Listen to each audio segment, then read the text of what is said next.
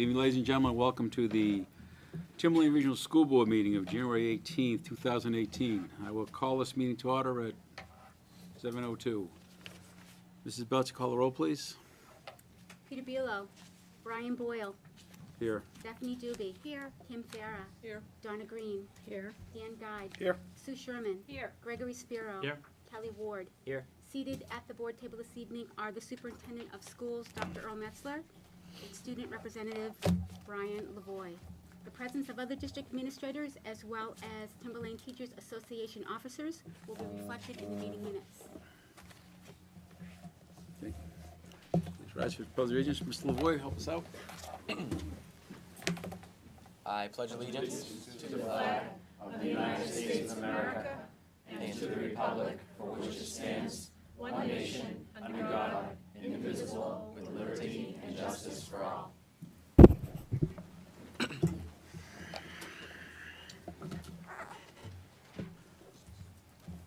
Okay, Brian, what do you got for us for report?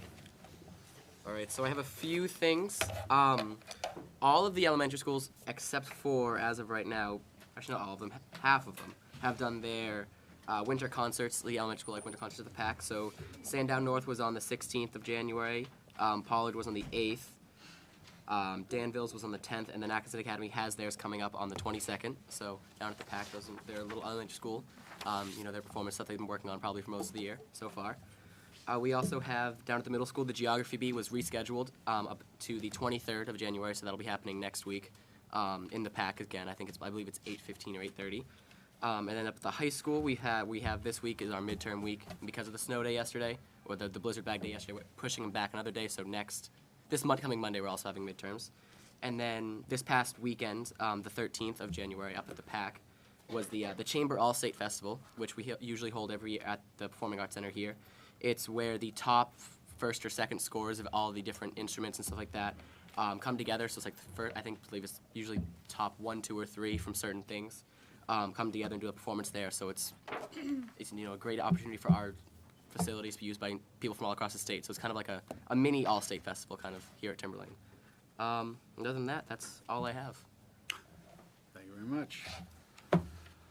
Okay, looks like we have a full list here tonight, and a record number of another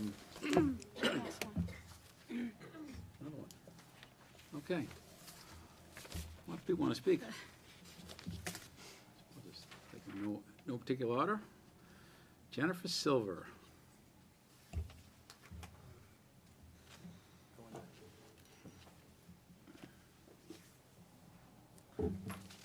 Thank you. Good evening. Jennifer Silva, I'm from Atkinson. And I just want to talk tonight briefly about some of the surveys that we're administering in our school, particularly the tripod survey that students across the district are being given with an opt-out provision for parents who don't want the children to participate. However, it's my understanding, after communicating with the New Hampshire Commissioner of Education, that the tripod survey is not purely an academic survey, and therefore, according to RSA, it must be used with an opt-in for parents to give permission. Although the superintendent has referenced having a different legal opinion, the stance of the New Hampshire Department of Ed remains that the tripod survey is at best a mix of academic and non-academic questions. As such, it should either have an opt-in option for parents to give permission, or the non-academic portions of the survey should be removed. With the permission of the Commissioner of Education, I'm going to read the following email that he sent to the superintendent. The Department of Ed has reviewed the information provided regarding the surveys that Timberlane is having students respond to from Tripod. We have reviewed the December 11th, 2017 letter to parents, which provides only an opt-out option, the Tripod survey questions for 3 levels of students, and your January 10th, 2018 email. DOE finds that the tripod surveys are at best mixed academic and non-academic surveys. This finding is based on many of the questions asked, including, but not limited to, the questions included in sections entitled Engagement and Motivational Mindsets and Success Skills and Mindsets.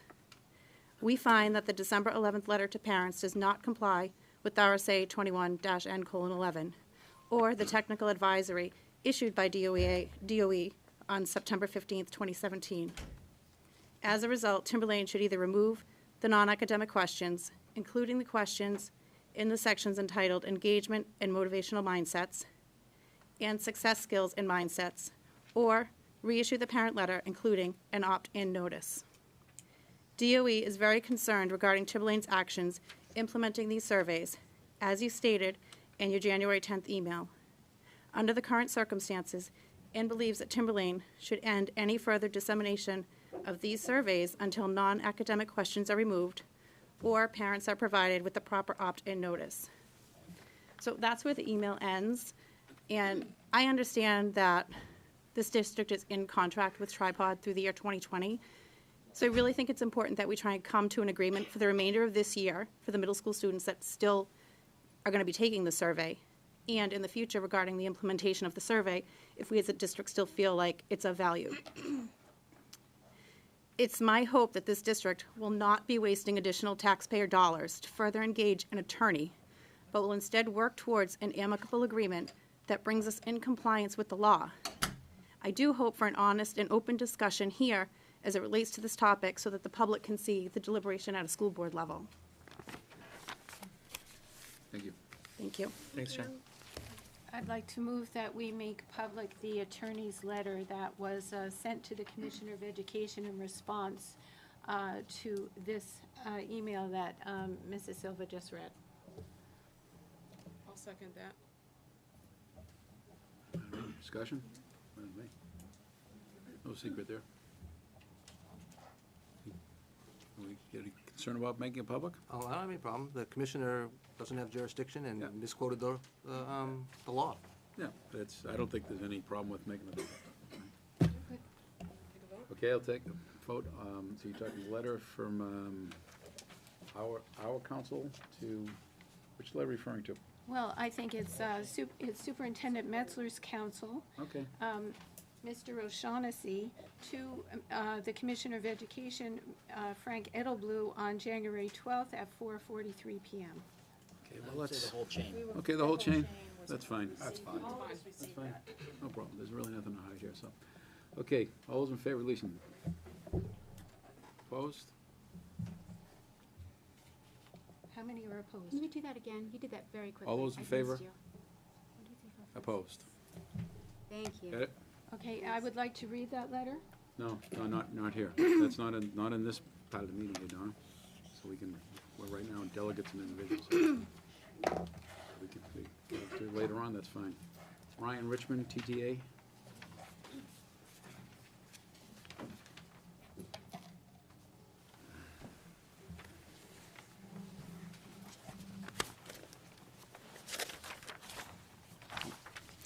Good evening. The Timberlane Teachers Association is happy to hear that there will be a public discussion regarding the proposed 2018-2019 default budget next week on January 25th. We hope that the public will ask the important questions regarding the impact of both the proposed budget and the default budget. We continue to have concerns regarding the formula used to determine the default budget number.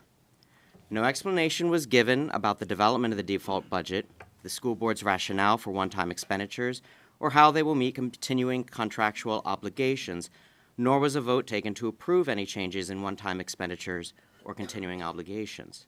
Although it appeared that the vice chair was attempting to give the necessary explanation at the December 21st school board meeting, an abrupt vote was called and a seemingly random number was adopted for the default budget. The superintendent has said that both the Budget Committee proposed 2018-2019 budget and the school board's default budget is about $1 to $2 million short of actually level funding the district. He has said that a compromise number of $72.8 million is where he feels comfortable being able to run the district at the same level of services with no improvements. We hope the public will take the opportunity to ask the important questions about the default budget's impact on opportunities and funding of the Timberlane district, because contrary to the belief of some, there are more than a handful of citizens, including parents, students of the district, along with the 300 members of the TTA, who are concerned about the underfunding of the Timberlane Regional School District. Thank you.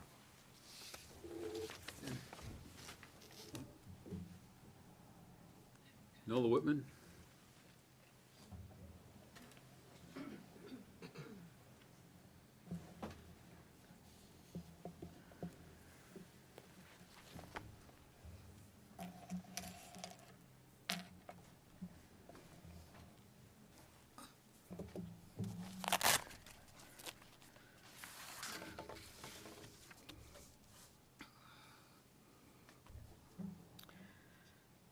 Good evening. Nola Whitman, Danville.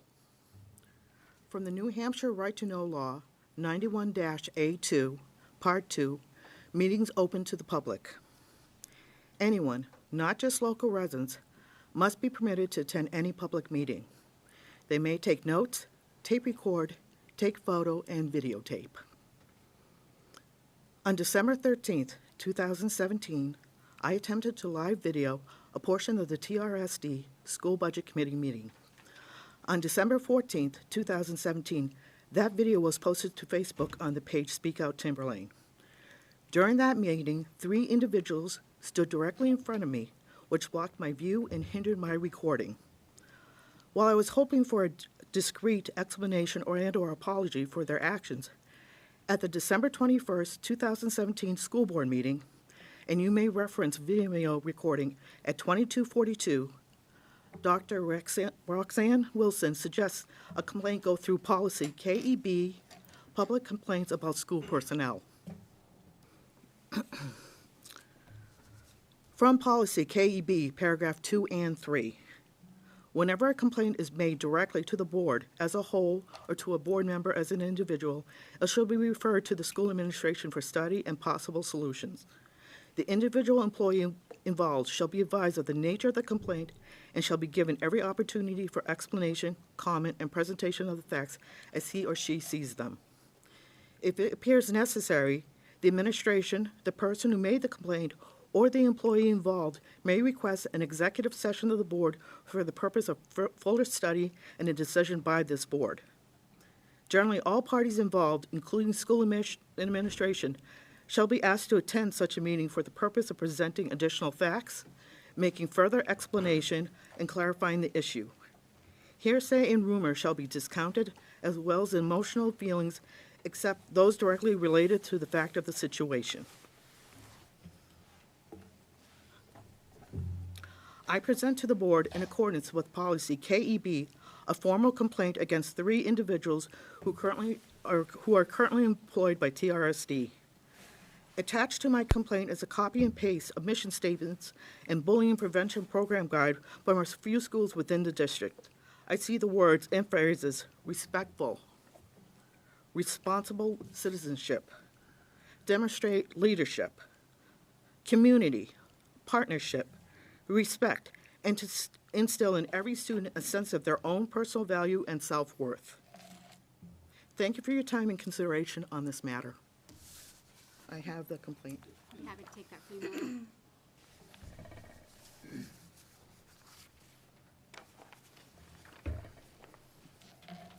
Okay, thank you.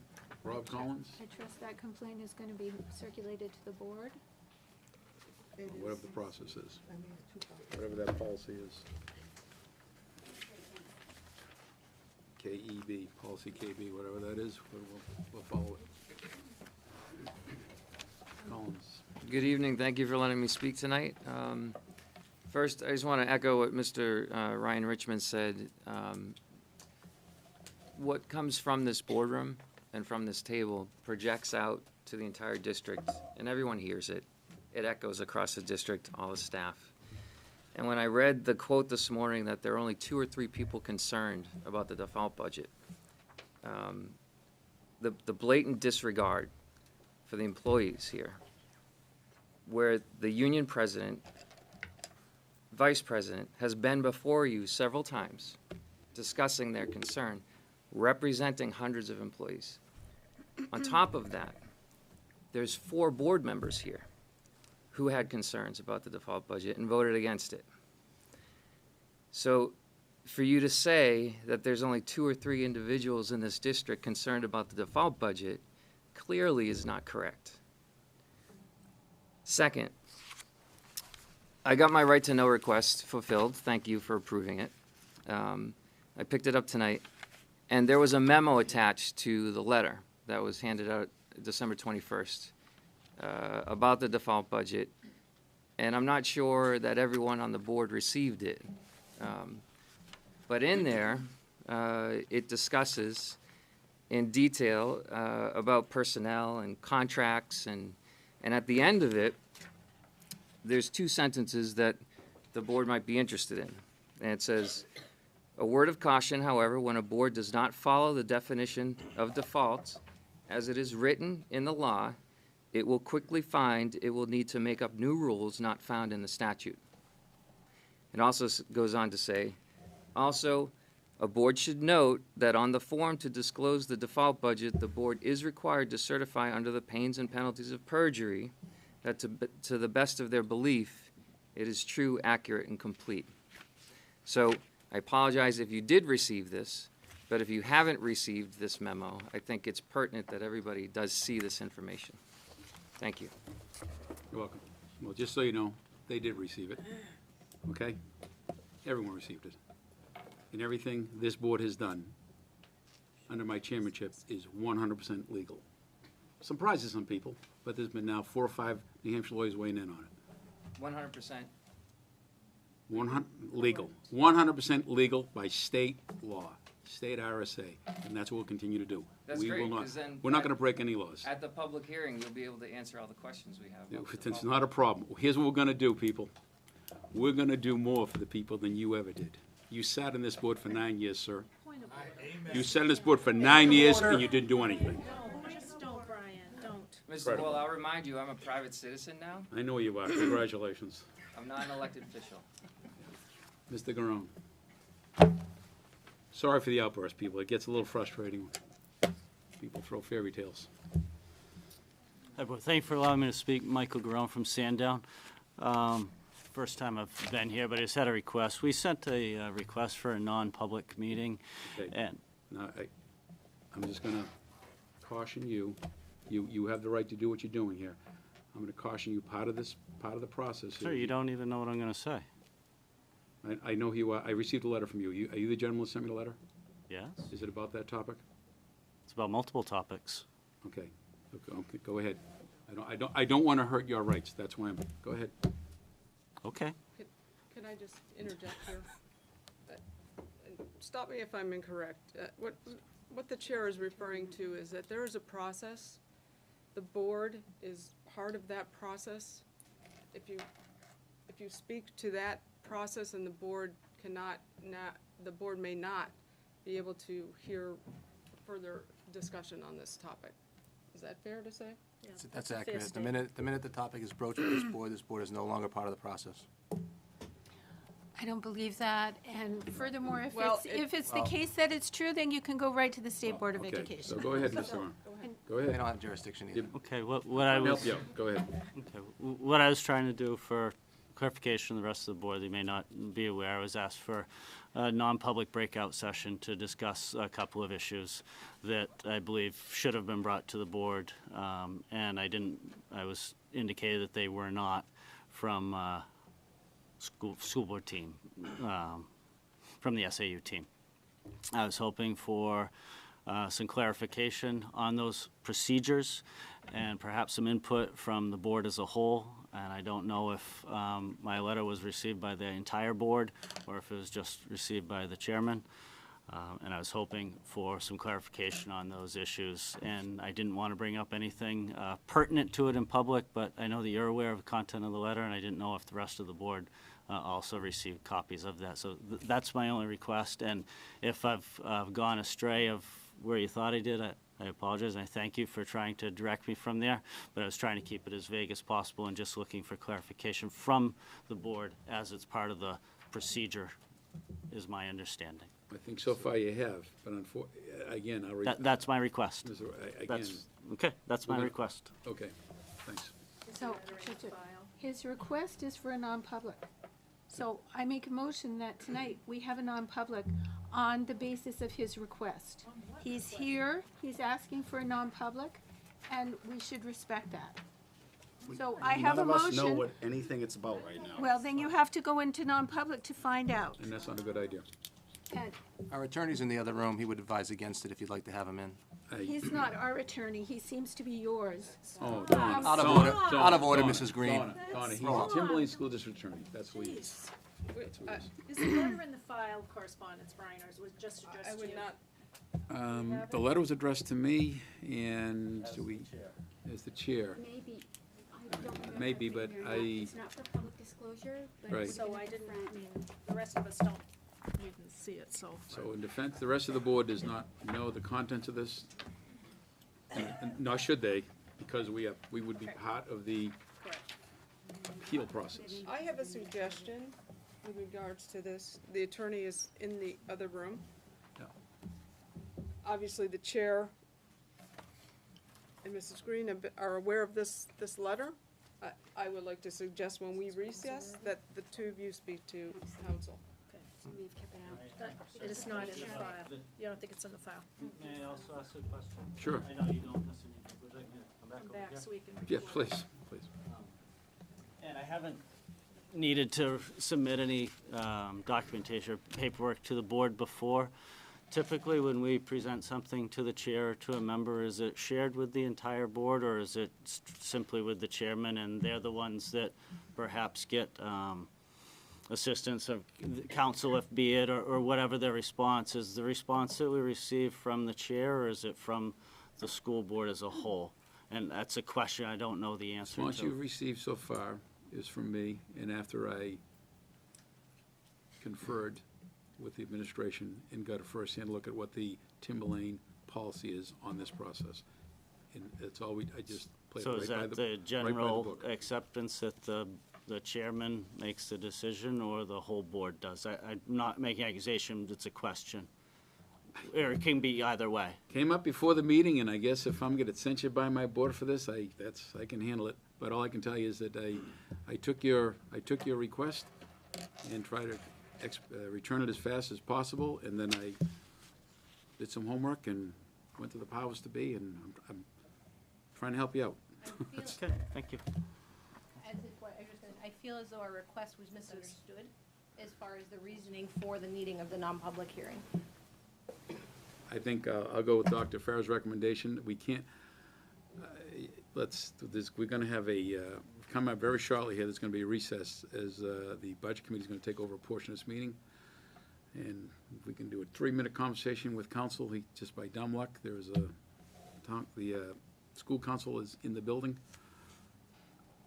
I don't wanna put the district or you in a bad position, so Thank you for your consideration. that's what I'm trying to do. Thank you. Thanks. I would like to state that we were out of line to issue a letter on behalf of the board, on board letterhead, without consultation, without the board's approval. It was on the board letterhead. The board did not authorize this. We didn't have any knowledge of it. It was completely out of line, Mr. Boyle. Duly noted. Okay. Let's see if we can get a little positive feeling in the room here tonight, because I don't think we're gonna have a lot of this. We're gonna count on an Eagle Scout to rescue us. Can our Eagle Scout front and center, please, and help me out? No, I think we're gonna. Right. Ben's benches. Good evening. My name is Benjamin Como. Thank you all for taking the time to listen to me tonight, and I hope you enjoy my presentation. Oh, there we go. So just a little bit about me. My full name is Benjamin Lawrence Como. I'm a Boy Scout for Troop 9 in Atkinson, New Hampshire. I'm currently the rank of Life Scout, so one away from Eagle. I graduated from Atkinson Academy in 2008, and I am currently a junior at Timberlane. So what is an Eagle Scout project? While you're a Life Scout, you have to plan, develop, and give leadership to others in a service project that is helpful to any religious institution, any school, or your community. It must be completed by me and my scouts only. No other people can help, and there's no monetary or time minimums or limits.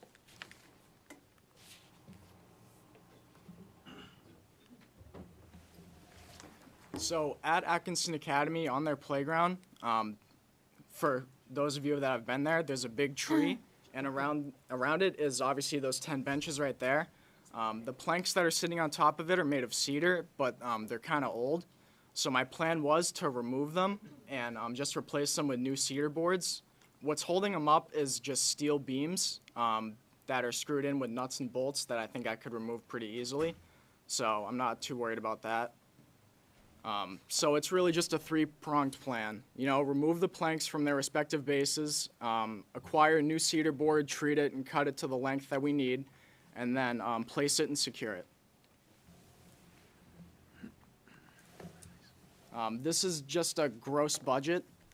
Cedar board isn't the cheapest type of wood, but it is very good quality, so I believe it would be worth the cost. Supplies, tools, and all that, that's just minor stuff, you know, like nuts and bolts, security tape, first aid kit in case anyone gets hurt, stuff like that. And then funds I will be trying to get from various groups like the Night Owls, the Civic Club, and I haven't contacted them yet, but I will soon.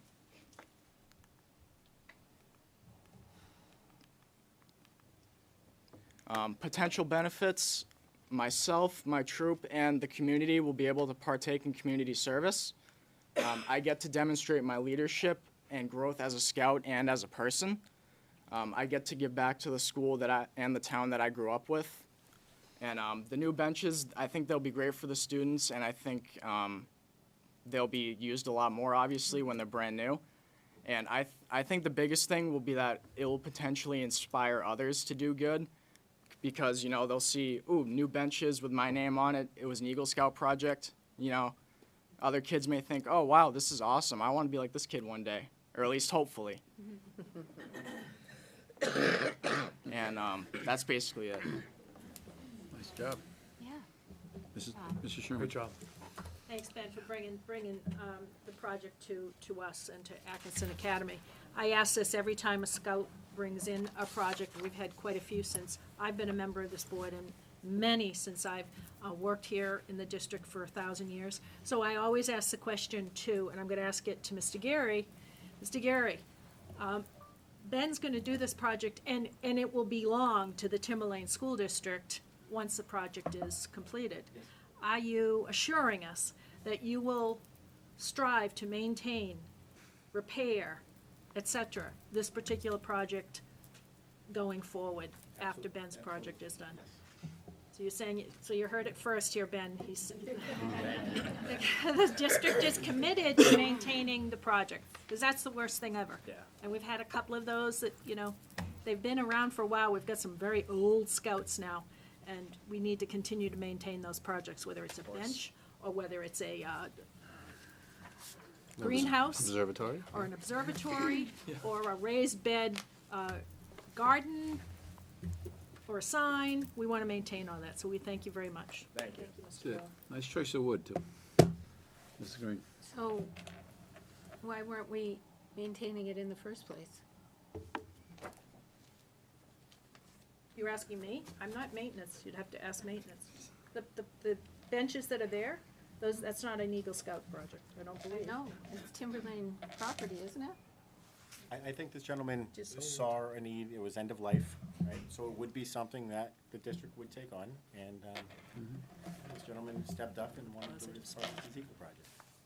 I have to say that that tree that you saw there was very little when I first came, and so the benches have been there probably at least 30 years. So I think they have seen End of their better life. days. Yeah, time for somebody Brian? fresh. Brian? End of life. And I would be taking the reins completely. Like, I plan out the days that we're doing the work. Me and my scouts, we're the only ones that are going to be on the job site doing all this. So it's a great way, and community service is actually a requirement to rank up in the troop. So it'll give a lot of the younger scouts opportunities to, you know, get that done. I'll be watching you. So we need a motion to accept Dr. the Metzler. gift. Yeah, Ben, I just wanted to say thank you as well. You know, there are many things that make Timberlane special, and our Eagle Scouts here make this very unique. I mean, we have, you know, some districts are lucky if they have one or two, and there's been scores just in my short time here. But To the point of, what falls into disrepair. This is no different than the playground equipment. We replace things when they get old and they're ready to, so we appreciate, you having a keen eye for a need and coming up with a really, really clever plan and it will be taken care of and cherished, as all our Eagle projects are, for years to come. So thank you. Yeah, of course. It's where I grew up. Do you have something you want to add, Mr. Lavoy? Yeah, do you get to say something, or do you want me to? Oh, no, go ahead. Okay, so, as an Eagle Scout myself, that project, I really like the project idea. It's a really, really cool idea. Thanks. I wish you the best of luck, and just one thing from me to you, keep in mind your paperwork. It's a big deal. For me, that was my biggest struggle, so.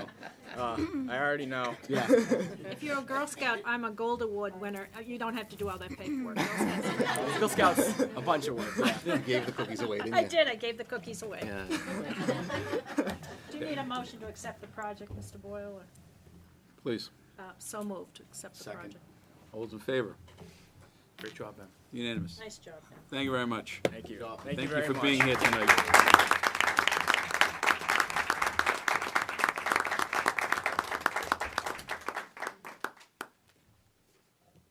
Okay, warrant articles.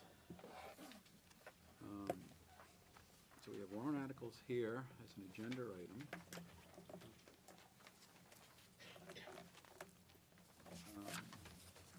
So we're referring to, I assume, capital reserve, capital improvements. I believe later on there's going to be a presentation of the petition article. So, we'll look on Article 3, capital reserve. So this is the standard. So Standard the board language. has already taken Sure. action on Article 3. The- You're on Article 4 today. Brian? I mean, just for a point of clarification, so you're gonna go over the ones, or maybe a new one or two, right? And now, you're gonna make your recommendations now or after the budget committee later this evening? Excuse me? Yeah, I was So going to say. you'll do it after the I would think 25th? you'd do that after next Thursday night. Okay, good, perfect. So it gets on the warrant, so it gets to the deliberative, right? So your discussion tonight is just on 4 and potentially 6 if you wanted to, 5 and 6. Well, 5 is acceptance reports, but, and unless you have others. Okay, So I provided you Tom's here for Article 4, I provided you those numbers. Tom, could you sit right there for a second, please? That was the screenshot of the quotes that came in late today, that I sent you about an hour ago. Do we have those in our packet? You do. Oh, you do? Yes, we do, I think. It's a little right behind page, your warrant. right behind the warrant page. I had it handed to me, I took a picture and sent it to Brian, and it's in your packets. Yeah, I see, one page. Everybody got it? This one? Looks like this. Okay, so, See I'd asked Mr. Gary to go through the facilities, after finding out we had a issue at the academy and at Holland School. So I asked him to go through facilities and see if it made sense to this board to pursue something as a warrant article. So obviously, you've done as requested.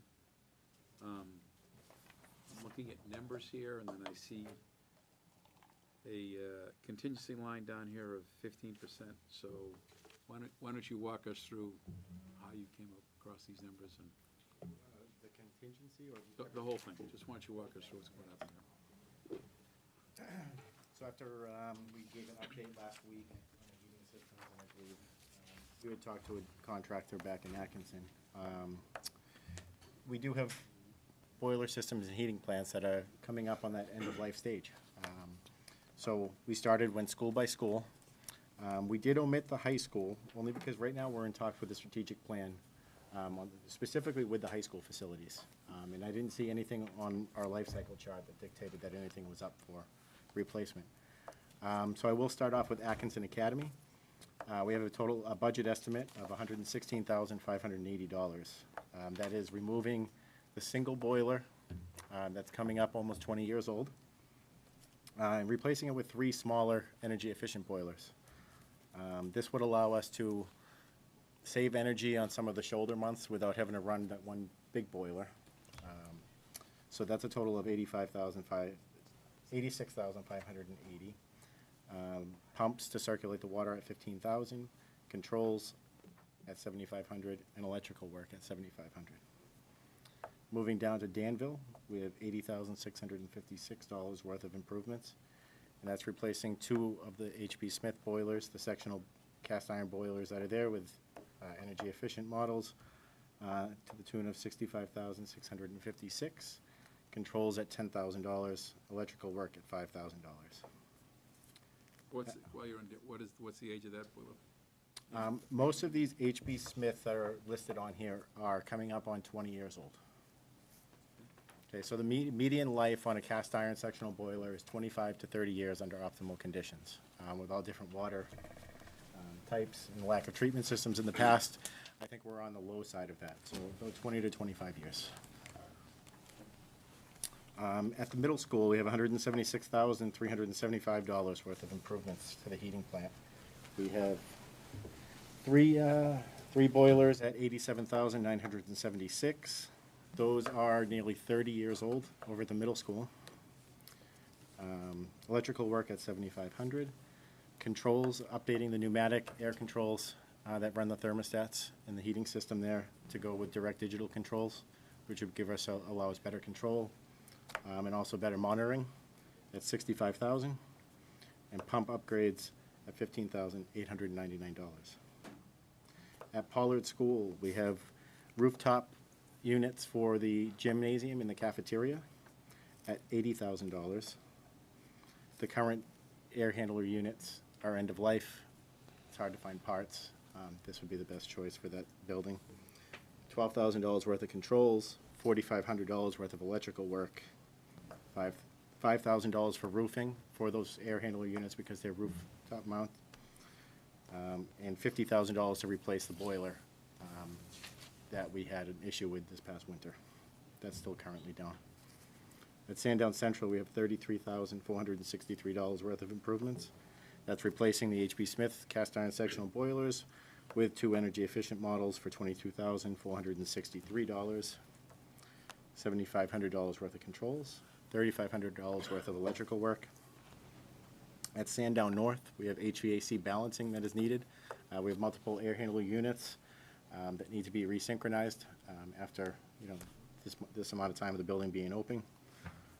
Removing the HP Smith boiler that's in place there, replacing it with a similar one that's in place next to it with an energy efficient model for $32,717, $8,500 worth of controls, and $15,000 worth of electrical. Okay, where'd you get these numbers? We used Uptack Plumbing and Heating, reputable vendor in the area. They've done a lot of work for the district. Yeah. I think they came at a recommendation of you as well. Built in a contingency of 15% because without having fully engineered drawings, this being a renovation and mechanical project, I thought that was lower than I'd like to go, but I think we can work with that 15% for contingency. Well, I appreciate you doing as requested. Get some information for the board, but just looking at this in its entirety, obviously there's $750,000 here, legitimately, but is there any type of,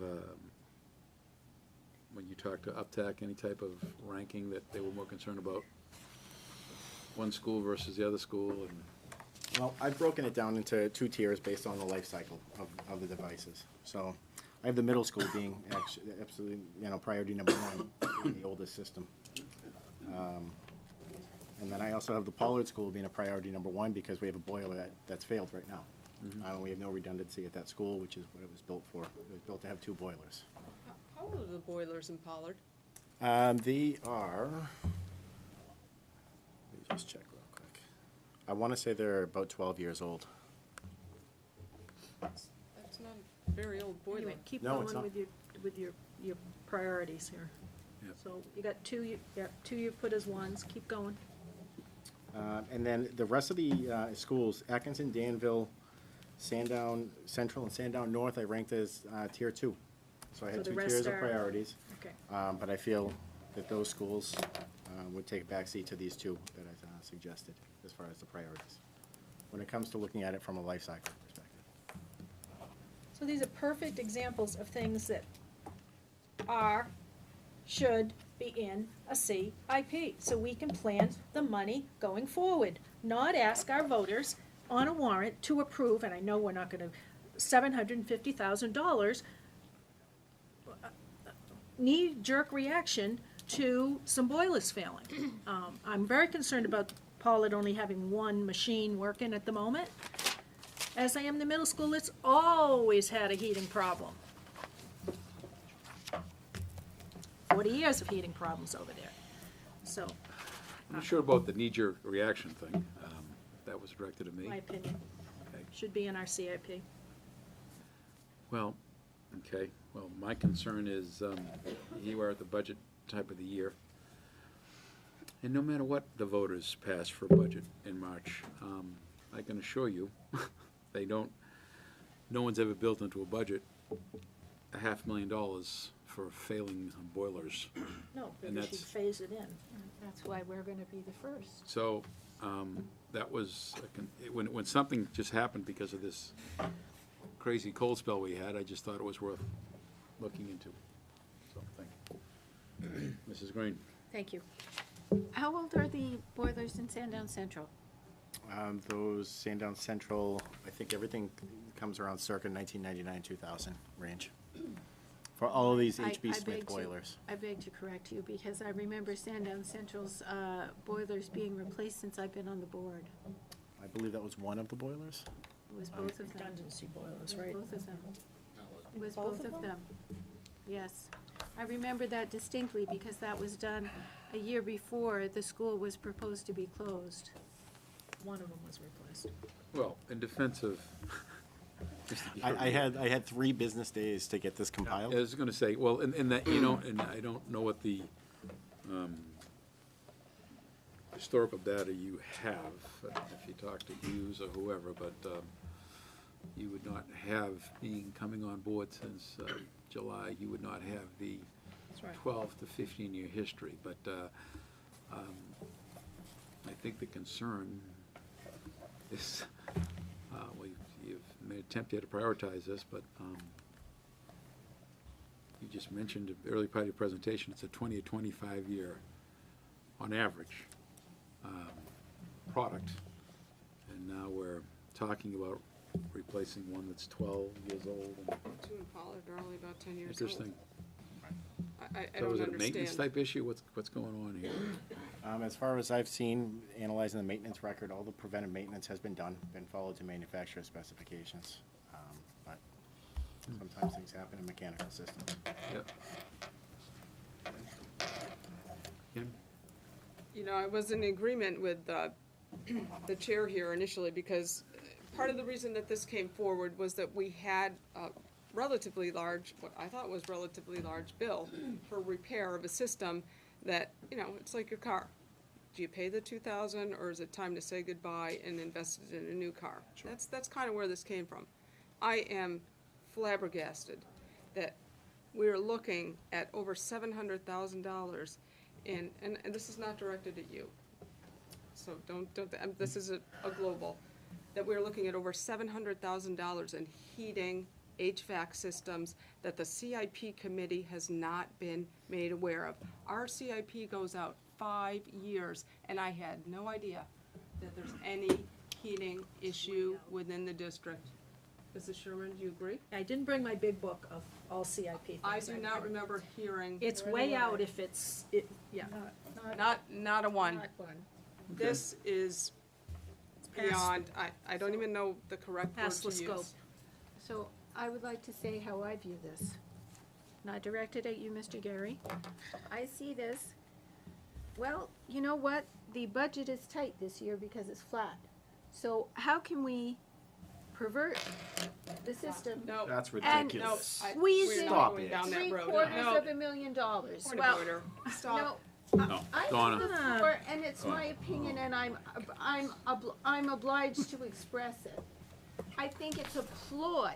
And if it's not a ploy, it's abominable management. Well, wait a minute, time out, then the ploy's against me. But yeah, because you're the one that. I'm the one that asked for it. Superintendent's ploy. Has nothing to do with to get superintendent. $750,000. Point of order, Absolutely. point of order, Absolutely. Mr. Chair. I'm not gonna sit here and be insulted Yeah, by this well, woman tonight. Yeah, that, and again, I'd like to make a motion to withdraw this warrant. this whole thing was my idea when something happened, and I just thought it was worth looking into. This is not directed at anybody. So, it's a little eye-opening. I I'm do glad- think I'm glad the, I did give you the priorities, and I just wanted to make you aware of. And that's what I asked you to do, so thank you. May I ask a question before we Mr. Beal. dismiss this? This is the first time I'd heard about this. Right. So, did I hear Mr. Geary say that at Pollard, one of the boilers is already dead? Yeah. So we have one going? That's correct. And the state of health of that boiler that's going is what? It's good. We have had it checked out by our internal staff and outside contractors. And it's sufficient to run that school? It is, yes. For a season at least? That's correct. We just don't have the redundancy that we had prior to this one. Do all of the other elementaries have redundant systems? The only one that doesn't have the redundancy is the Atkinson Academy. So the And- Atkinson Academy runs off one boiler. And that boiler is in what kind of shape? That is 18 to 20 years old. So we had a cast iron section fail. That was replaced this past weekend. So it is in good shape now. So I'm not trying to paint a picture that our heating systems are falling apart. Right. We're coming up on end of life on a lot of these, and it's nice to look at these things and see what there is. I'm wondering if we should at least look at replacing that one at Pollard to get it back to a redundant So we at situation. least have a redundancy there. Well, Peter, I will tell you that how this happened also is I was told by the owner of Uptack. I'm sorry, but I was told by the owner of Uptack. Okay. Just randomly, just ran into it, had nothing to do with school business, that the academy boiler was on its last legs. And the repair's been done, but he says, Brian, don't think you're getting a year or two out of this. It'd be a miracle if you did, so just, that's what triggered this whole thing. And then that went to, we found out we had one at Pollard that wasn't functioning, and that's what triggered this whole discussion. Obviously, the dollar amount scares me. But the owner said the Atkinson is the same age as many of the other HB Smith boilers that are listed on here, so I think we have to look at that on its last legs, and the others aren't. Well, I don't know if it's just because of the age. I mean, quite honestly, I got a lot of faith and respect in the individual who gave me that information, so he was pretty familiar with that particular boiler. So he didn't say it was because of the age, so, I don't know if we should, the dollar amount is way too high, but I don't know if we should, revisit it, because you have a public hearing next week. Put some kind of number in there, to have something there. I understand the CIP process, but again, I don't know of either the budgets of the default or proposed budget that would have that type of leeway in there of $200,000 or $300,000 if one of these things went next year. Well, if one of them goes, a boiler replacement is at Pollard, your boiler replacement cost is 50,000 plus, what, 20% above that for I was ancillaries? carrying 15 for contingency. Well, 15%, that certainly is within the scope of the budget. But what's more concerning to me in terms of if we do move the warrant forward is the chair is saying that Atkinson's is a priority, but you have that as a priority too. So my concern is, I'm not even sure which is the first priority. I mean, I'm getting two different opinions, honestly, as to what the priorities would be on the boiler if we wanted to move a warrant forward, say, for, I don't know, 200,000. That's, How much? I didn't. I'm just throwing a number, like 200,000, but I'm basing that on on Atkinson's boiler, based on what Brian's saying, but you're saying that's a tier 2 versus a tier 1. I'm just not sure the middle school's in worse shape than Atkinson. Well, that's the thing, but A we're lot of hearing it's that based on Atkinson's age on and its last life legs. cycle costing, so. That's what I'm hearing. So, what, the boilers in Pollard, what company are they made by? Are those- I'm sorry, I think Rodney's up here.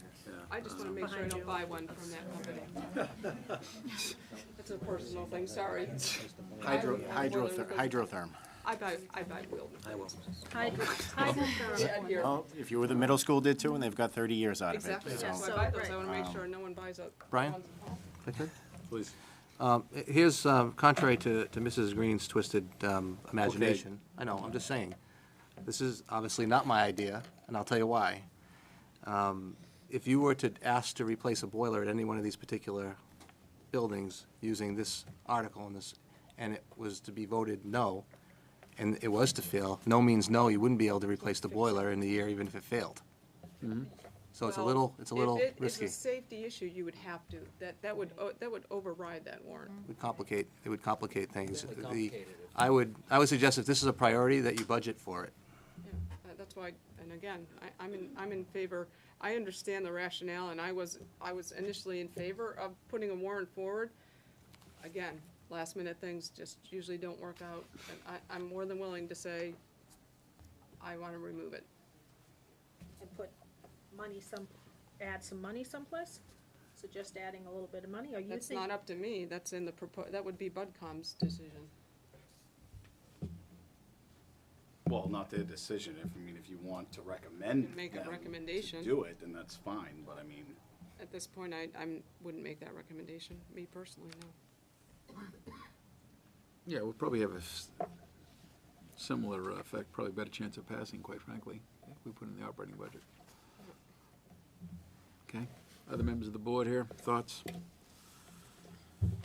Mr. Boyle, Mrs. Green? Thank you. So what precipitated this was your concern about the Atkinson boiler. And we're just hearing from our maintenance expert that the Atkinson boiler is a tier 2 priority. Okay. So I don't see why we're even entertaining any of this. Mr. Belo? I guess, after listening to the ebb and flow of conversation here, I think I'd be in favor of recommending to the Budget Committee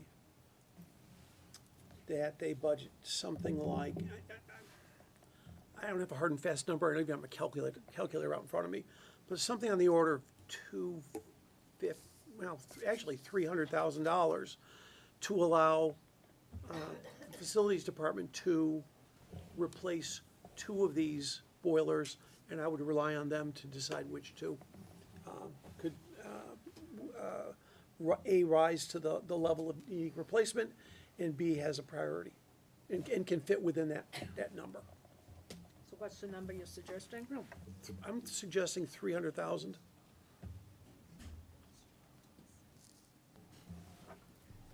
Okay, because obviously this number of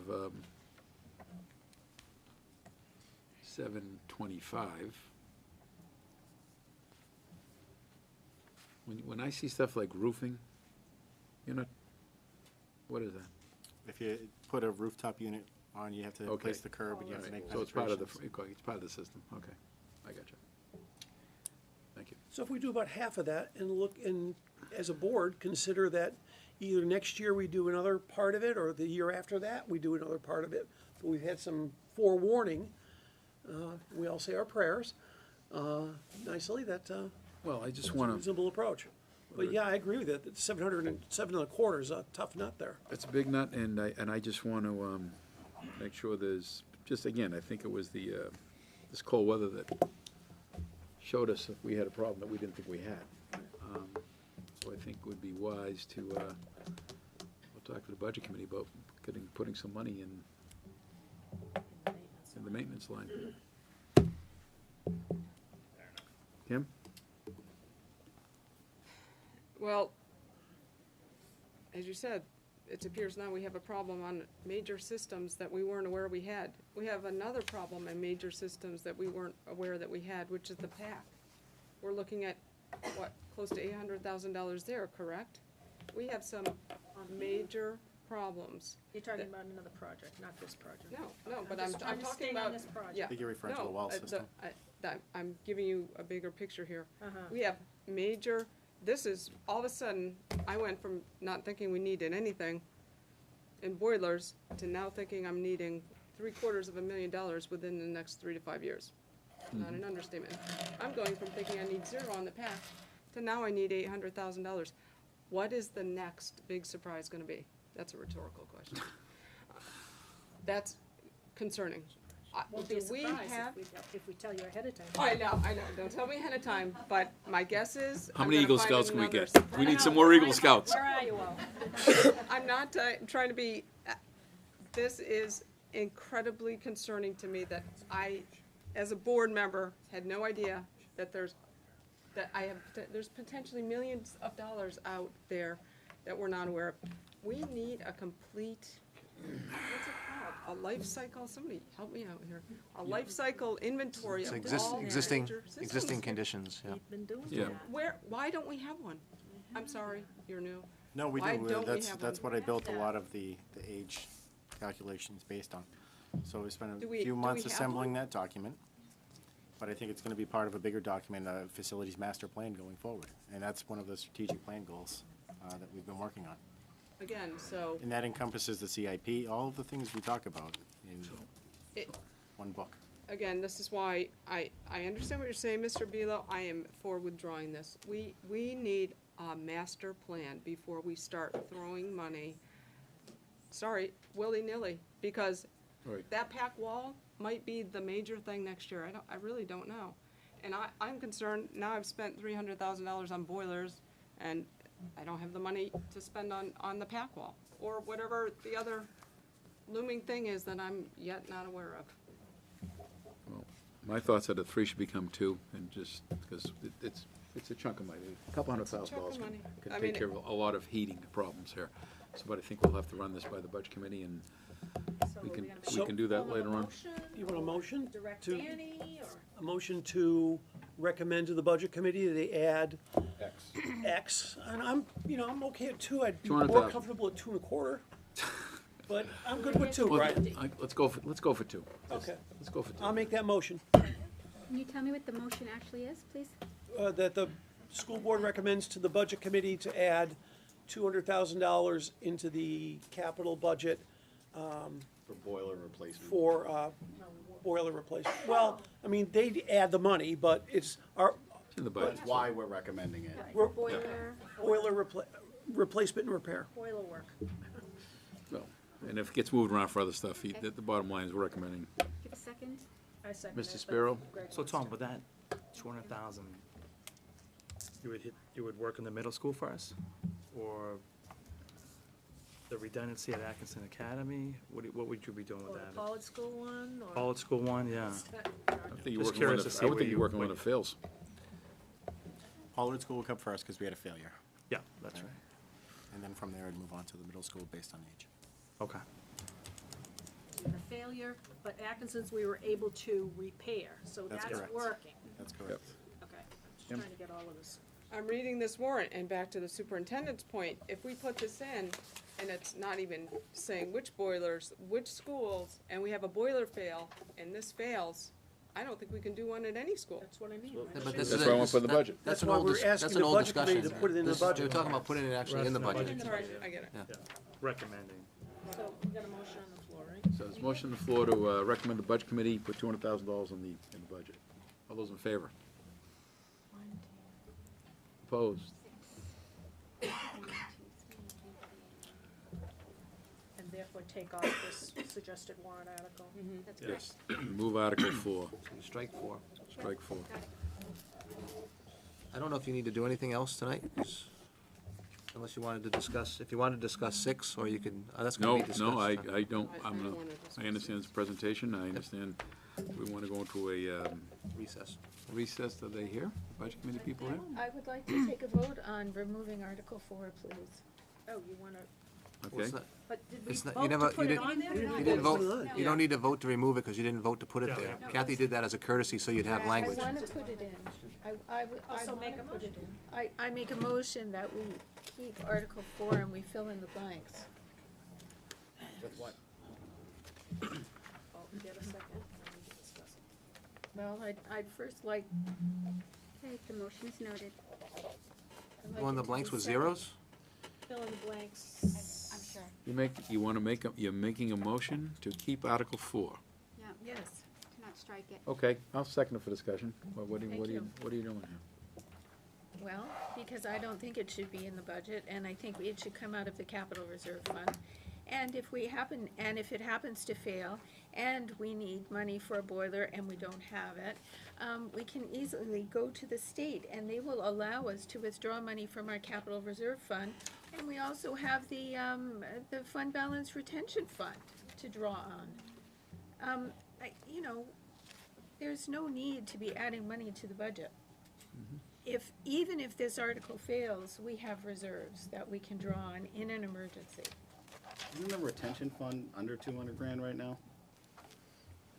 This year's is, yeah, I think so. Yeah. So that's what I Atkinson thought. only costs 117,000. Hopefully, that's the one that fails. Won't do the others. Yeah. Okay, None of these projects are over 200,000. okay. So what schools are you gonna put in that line where it says schools? Well, the number one priority seems to be Atkinson, because Nope. no. That No, was it doesn't. his He number made it very one clear. It's the priority. middle school and Pollard. He put ones next to them and twos next to the others. Well, as I said, I'm not believing very much of what's in front of me, okay? The project, this whole project was spurred by information Mr. Boyle got from a contractor that the Atkinson boiler was on its last legs. So, but somehow, that's only a tier 2. So all of a sudden, our whole heating system is on the verge of collapse. I'm not believing any of it. Okay. And I've seen no evidence. I haven't seen a shred of evidence to Okay, believe well- any of this. Let's go for All right, so we just, let's, okay, What schools will we put in the schools? Any school, all schools, just Sandown. I would, Atkinson's 20 years old, and Mr. Boyle has, the only shred of information I have is that a contractor told him it's on its last legs. Who knows it well? Where's the rest of the evidence of need here? I've seen no evidence of need. What I've Okay. heard, So what I've let's- heard let's, is, okay, it's so- old, it's old, it's old, it's old. I haven't heard No, we said any- failed. right, okay. Call it. All it failed, Sandown. Atkinson's Atkinson had an running issue. on a repair. Sandown had problems. You got a motion on the floor to We- keep the most- article. And, well, Right. thank you, but you, as they say, I'm not hearing any new information. I second the motion, let's, Well, perhaps I should fill in the blanks. Sure. Then I would say we replace the Pollard to give it a redundancy for 150,000.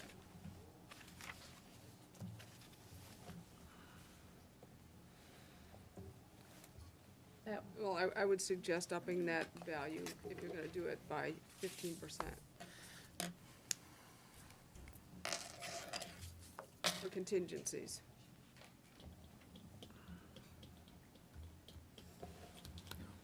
You'd be better off at 175. yep. You actually were probably closer at 20%. I know you're taking Tom's number, but Well, Yeah. right, No, I'm taking the numbers at face value here. Like they're to get usually both of them. Okay, it was inflated. just a suggestion, just a suggestion. So 150? Mhm. So 150 there, and then what in the, where it says schools line? Put Pollard. Just gonna put Pollard.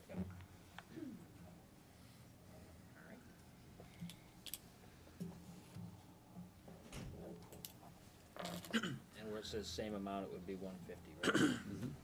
makes sense.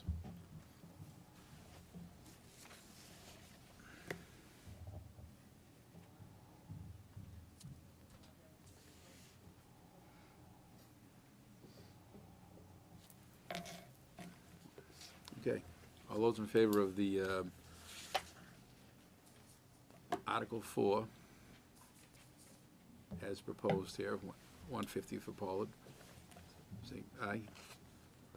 Opposed? What's the vote, Abstentions? please? 171. 171. Yeah. May I ask a question of Mr. Geary while he's up there? Sure. About these things. So, Tom, if one of the schools that has today a single working boiler, if that boiler goes down and we have to replace, how long is that school closed for?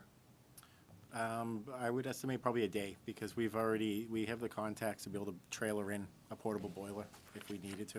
Okay. I was worried it was gonna be a To keep kids in week or school, more to no, get- much like we did in Sandown, bringing the generator in. Okay. Well, a generator is we kind have of more of people a. on- Not necessarily. No, they do have trailer-in boilers, for this application, and, we have them on standby for anything that might happen. Thank you. Okay. At this point, okay, Mr. Guide. Mr. Chair, I'd like to request we have a non-meeting with the district attorney while he's here to discuss the email that we got today about the default budget. I second that. Point of order. That Good. email was distributed, that was from the SAU chair. That would require a meeting of the SAU. No, it's about this default. No, it was requested by the SAU chair, There's a motion on the floor. It's been seconded. and I am The district commenting. attorney's here. Okay. I am commenting on it. We cannot do that. We have the chair of the We SAU. can do it. No, we cannot. Yes, we can. No, we cannot. Well, we shouldn't, but, okay, go ahead. You get a motion on the floor. It's been seconded. Yep. Okay. All those in favor of the I have motion? a quick, Sue, should this go through the SAU, you think? I don't see why we can't May move I? the motion. I wanted everybody to have the information. I thought it was a valuable, informative, since we had nothing in writing from Mr. O'Shaughnessy, I've been asked a question, so the chair's gonna answer. And that's why I sent it along. I didn't think anyone would object to having the information. So I Peter. don't have any problem with it. I don't think I'm not giving away any confidential information by mentioning that letter specifically said Timberlane Regional School District and the Hampstead School District. So it was applicable to both. I don't see why we can't talk about it. I would Can we like make that that letter letter made public then? Yes, I would like that letter I'd made like the letter made public then. I'd like a public discussion on that letter. We can't do that because it was Oh. addressed to the SAU. Oh, They but- can make it public, But but we can discuss it A in non-meeting. We can A non-meeting. discuss it in a Non-meeting. non-meeting, but we can't make it public. Not That's, unless he I was- don't think you can have it both ways. Well- Exactly. Well, Yes, you can. What are we It's trying a to hide, Kim? non-meeting. I'm not trying Don't to try hide anything. anything, Peter. Well, That was Don't try addressed to anything. the SAU. it was gone through the SAU, and if the SAU thinks we should have a meeting, because I guess there's some other stuff in the works right now, the SAU should have a meeting ASAP. there's something else in the works. Yeah, there's an appeal to the SAU about a hearing, so I think let's have an SAU meeting ASAP, I'd like great. to amend that motion. okay? I'd like to amend the motion that the Timberlane Regional School District School Board request a special meeting of the SAU Board to discuss that letter. Second. The memo was about, the memo from our attorney was about the default, right? Yep. The Timberlane default. No, it And was, since, as Dr. Ferris pointed out in public, there is no SAU default, thought the issue was the default for Timberlane, and wanted to make sure that everybody knew in the SAU about the opinion of the lawyer regarding how the default should or should not be. We already did that. So, We did we that. didn't see it in writing. Oh, There was nothing in writing, we just saw the one from, Sewell. that was in writing. that was in writing, and the one actually they received today said he agrees 100%. I mean, it's almost verbatim. of So it's, the they're both, one from the lawyer, the other lawyer you talked. I'm all for having the discussion At the when next- the SAU board meets. That letter was addressed to the SAU. It was initiated by the SAU Absolutely. chair. Wasn't addressed to the SAU, it was Who addressed, initiated it was the addressed to letter? me. I did. Okay, so, And I there's a, thought- Why are you guys so against discussing this? Oh, I'm not against it at I'm all. not discussing Not it at against this at all. all. Not against I this at want all. to do Right, it that's why no procedurally school board was correct. up there, right? I don't know, Dan, why weren't you there last week? Yeah, why weren't you Why up weren't there? you there? You were the Are you the Is school that school what we rep? want to do? Yes, Why let's, weren't you guys up there? Why would I have answered all of the questions for the school board while you guys were sitting out there in the audience, twiddling your thumbs? listen, This is a riot. Mr. Guy, Point of order, there's a motion on the table, Okay. and an amendment. And I'd like further discussion. I would too. Sure. The amendment seconded? For the sake of the public, I would like the public to understand that Dr. Metzler, without consulting with the board, contacted an attorney to get an opinion, yet again, a fourth opinion, on our default budget. So he is using the legal line of the SAU budget to attack, Not attack. Clarify, whatever. the Yeah. Timberlane board. Brian, you're gonna allow this? And Yeah. undermine Brian, you're the gonna allow this? actions of the He's looking for Timberlane clarification. board He's looking for an opinion, but yeah. with your tax dollars. But it's an SAU thing, so to me, the way it went about, it's not a Timberlane thing, it's an SAU It's thing. an SAU thing. This discussion should be at the SAU level. This was not directed by This board's already Timberlane's talked board. about, this board's already spent enough time talking about lawyers, and we did it. And I'm saying it in writing, but this whole board saw that 4-page From written the other lawyer. from the other lawyer. Right. And So I now- wanted to see O'Shaughnessy's statement. So now you've Did seen you that. want to see that? Oh, wait a minute.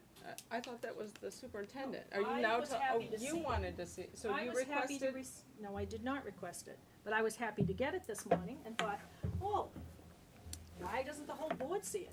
I'd be happy to release that letter when the SAU board meets to release that. I procedurally think we cannot do that without the SAU board's approval. Lord knows how many times I've tried to bring an SAU subject up here and gotten shut down because it's an SAU subject. Now we have a legal letter that you're telling us we can go into a non-meeting to discuss, but you're now not gonna let us release the letter? We can't make a motion to release it to the public? I'd like that letter released right now. You don't have the authority to do it, it was addressed to me. I see that, so we don't have the authority to do that. Why should we even be discussing that letter? It wasn't addressed to us. Let me clarify. The default budget in Hampstead and the default budget in Timberlane are two different default budgets. So I understand what you're saying. I asked in my authority, because the SAU board did give me the authority to contact the lawyer if there is question. And there is possibility that either default budget could be questioned in either district. So it's two separate issues addressed in the same letter. So it's two different boards. Hampstead board is not going to attend a Timberlane meeting about this. They're not. You're not going to get a quorum. Then why can't we? I'm just telling you. That's So fine. you can want to discuss it or not want to discuss it. I could care less. Okay. I gave you the letter. All right, so you gave us the letter.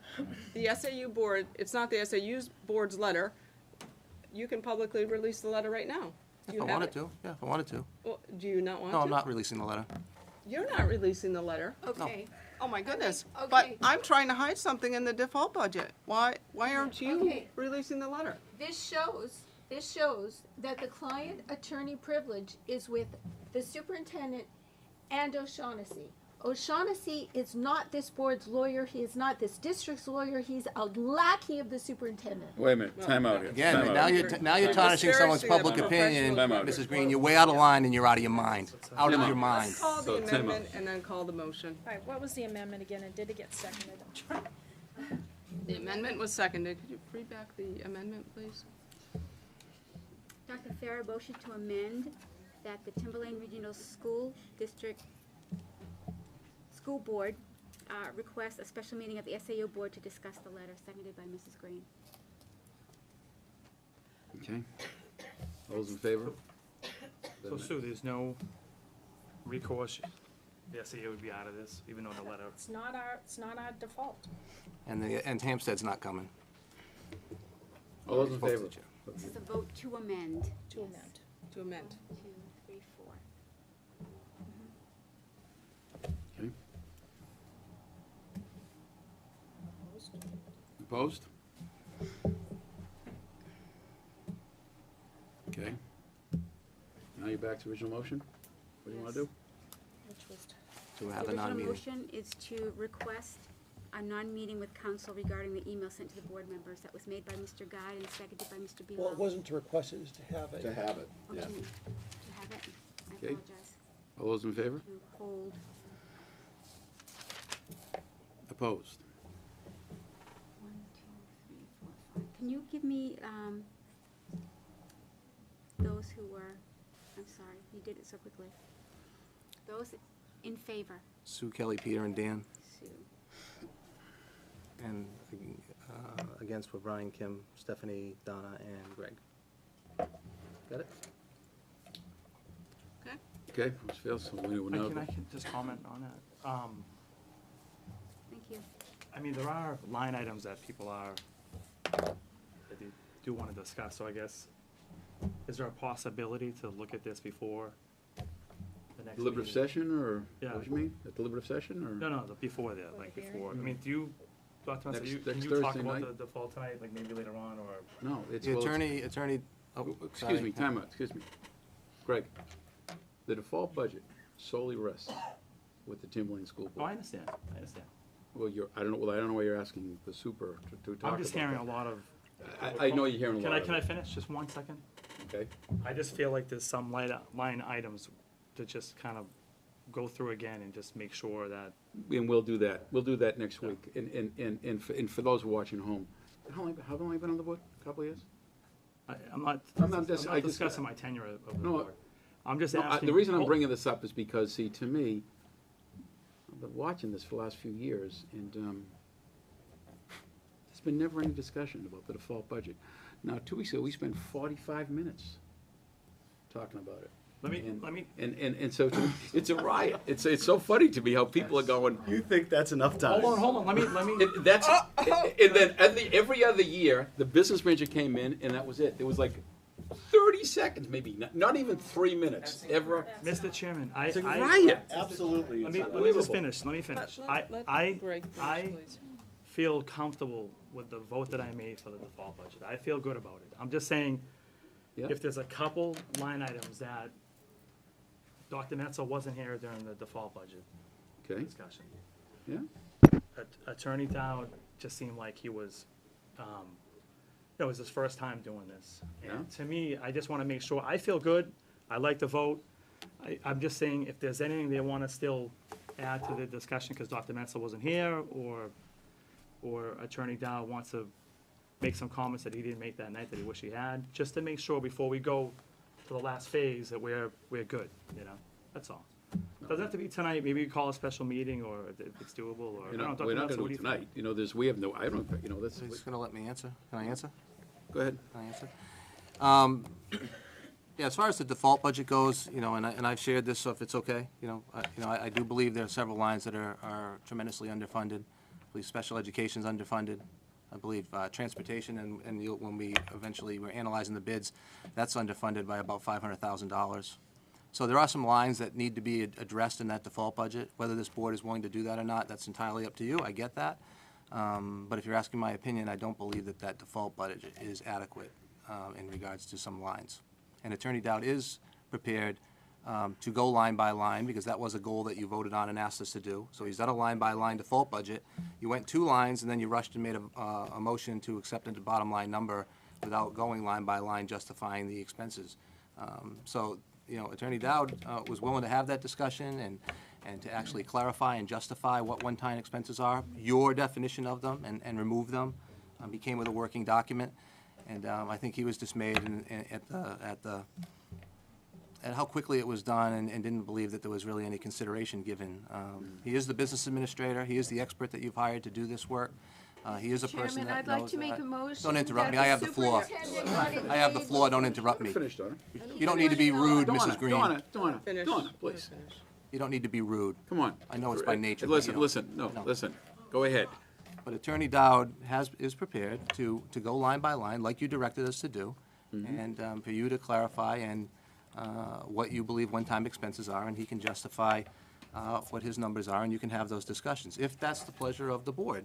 If that's the pleasure of the board. So he is prepared to answer your question. That's what he thought he was going to do that night, and he wasn't permitted to do so. Yeah. Let me interject here.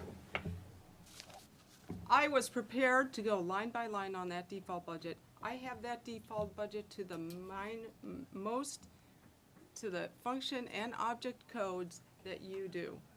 I sat here for 45 minutes, answered questions, parried back and forth with the business administrator. Mrs. Green made a motion based off the number on the default budget line.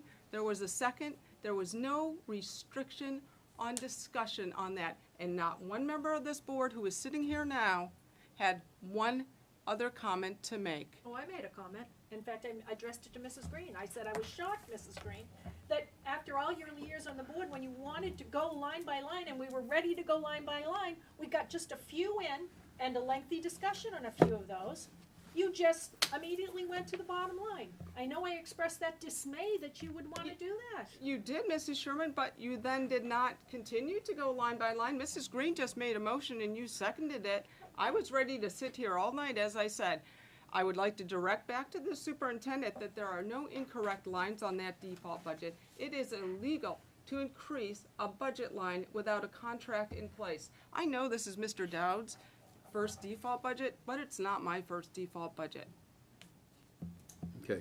Also, What? Okay. also, this is the first No, proposal, I'm sorry, I'm what's sorry. with the nastiness? I mean, I'm No sorry. nastiness. We're being Nastiness. attacked. I was just told that I was doing things incorrectly. I was not willing to do it line by line, and I somehow stymied the conversation and that we didn't use your budget, and I apologize if I was nasty. I just, No, you- no, I no, feel you're not. bad. I didn't. No, you I- aren't. You were I not. was- You were I was not. more than happy You to were not. sit here all night and You go were not. line by line because, you know, I love numbers. I Yeah. do. I could say.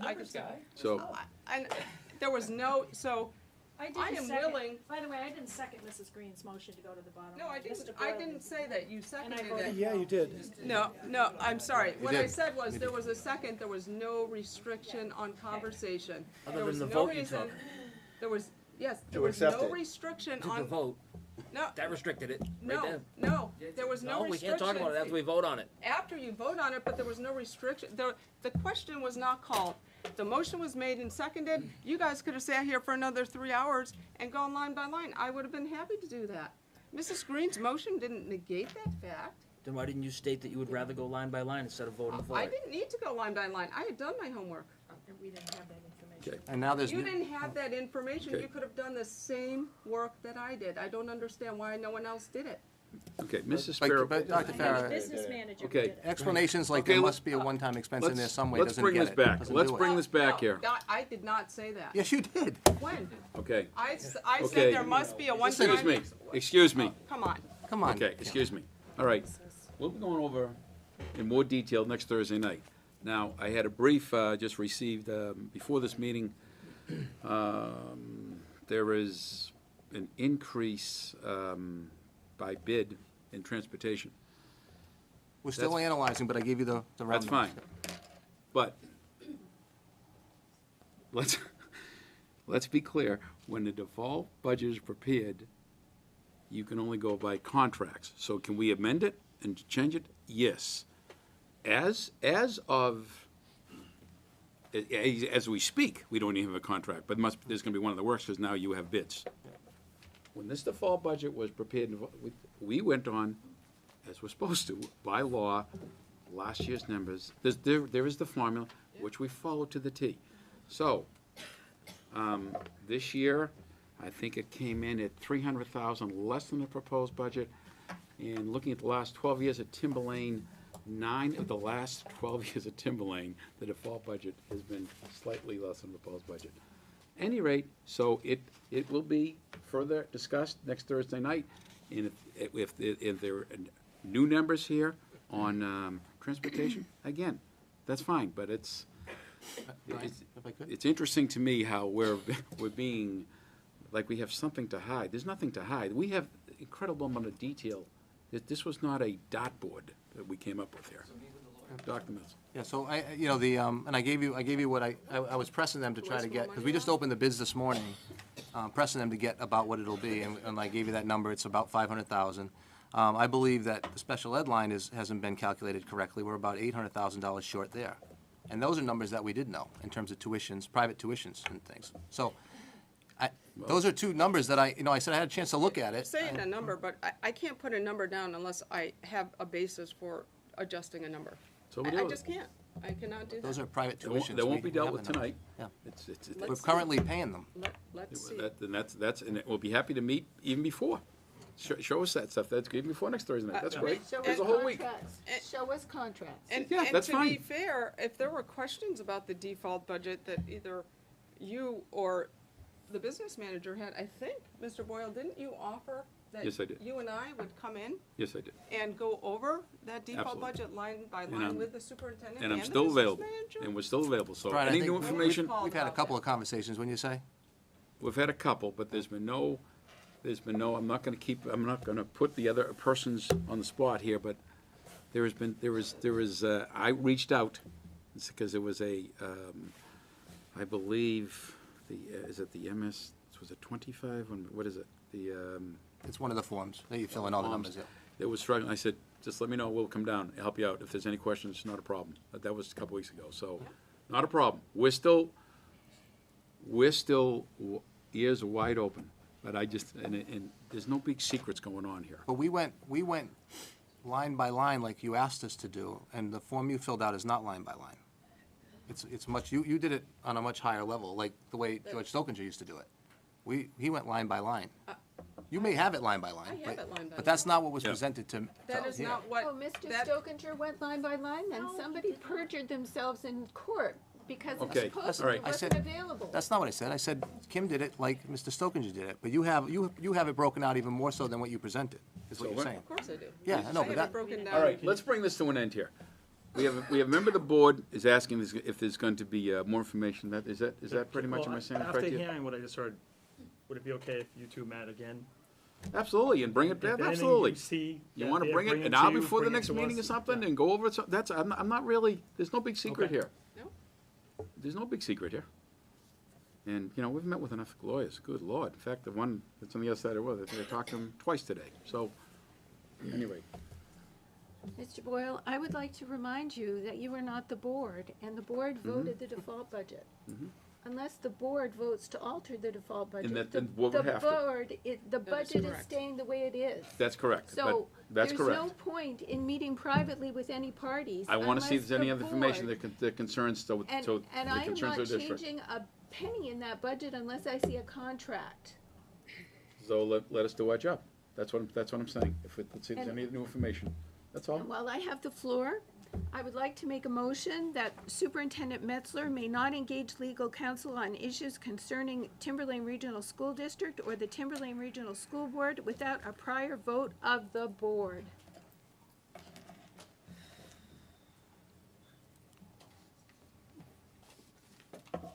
Is there a second? I'll second. I believe that it violates policy.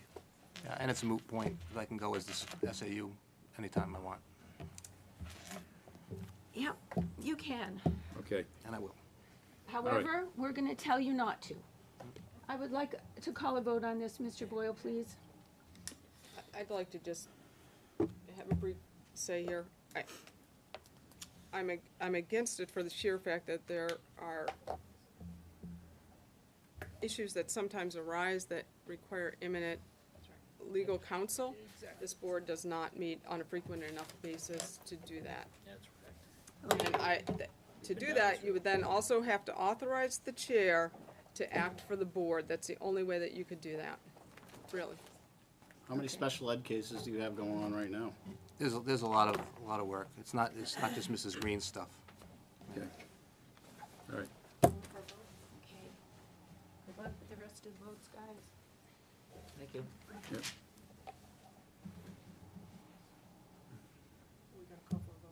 Gonna call for vote? Wait a minute. She made the motion, she's leaving. It doesn't matter. It was seconded, so it's Okay. on the table. But the other person that made it is gone.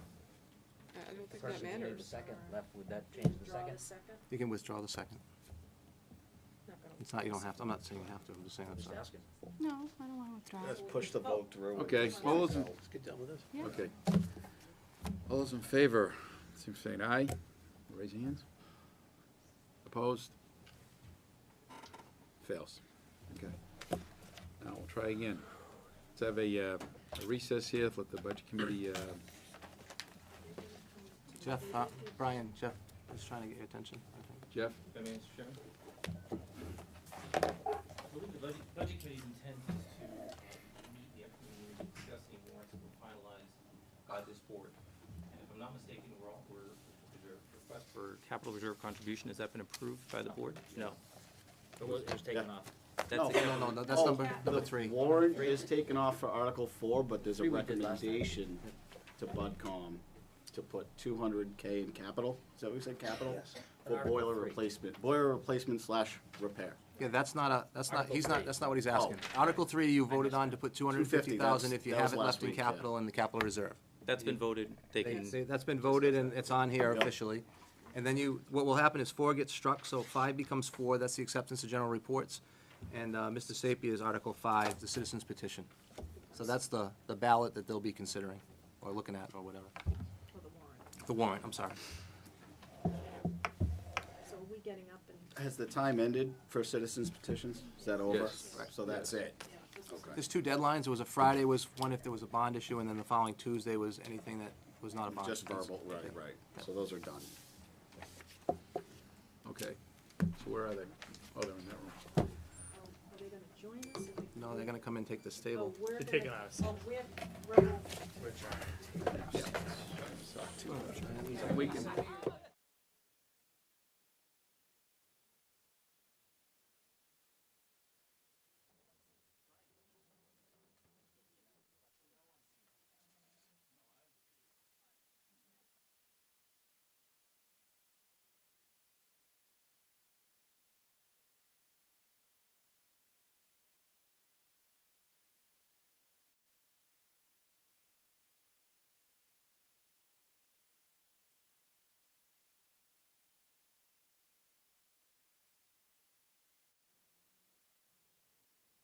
As you're in. okay, after a brief recess of a couple hours, we're You back. do that well. So, Hey, Greg. You did in high school. thank you. Thank you. So what we're gonna do here, try to, I guess we have a bunch of faculty here, but I assume that's why they're here, is for curriculum first read, so let's get this curriculum first reads, while you people are still awake.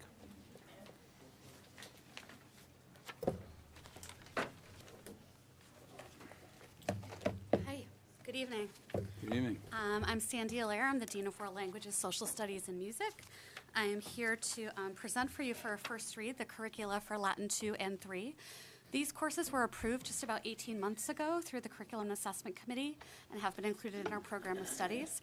But we're bringing you here the curriculum for the first time because up until this point, we have not offered Latin 2 or Latin 3. We are growing the program.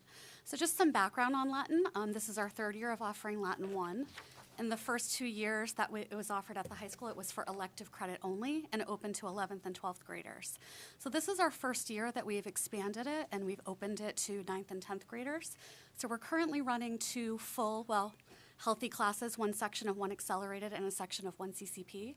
So we anticipate that next year, the majority of those students are underclassmen. We have a handful of seniors, but the majority we suspect will be continuing and taking Latin 2 next year. So this is looking forward for next year and then projecting into the future Latin 3 the year after that. And this will enable our students to take 3 successive levels of the language, which meets our world language requirement for the scholastic diploma. Okay, so just some background of what you're looking at. This curriculum has been written to align to the standards for classical language learning, which also correlate to the standards, the world readiness standards developed by the American Council on the Teaching of Foreign Languages. It is unique to the world language curriculum that at the bottom of each of these curriculum documents, you will notice proficiency targets that have been established for each language level. And that's where you will see the progression of expectations and skill that the students will be expected to exhibit as they're going through their language study. So each of these courses is comprised of 4 units. I could go through the titles, but I know you have them in front of you. So I'd be happy to answer any questions. This is a first read, but I'm happy to answer any questions you may have. Yes. We are not offering Latin 2 currently? We have one student. Last year, we had 3 juniors who were enrolled in Latin 1. And we did have 3 students originally who were planning on taking it this year. There were some scheduling conflicts. We have one student who's doing an independent study with our teacher, working on Latin 2. And is this teacher half-time? He is full-time. He's highly qualified to teach other classes in other departments. He's teaching electives. He currently teaches evolution of games, which is an elective. Okay, so we have one student in Latin 2 that's doing an independent study. And how many students do we have right now? We have 20 in Latin 1 Accelerated, and we have 11 in Latin 1 CCP currently.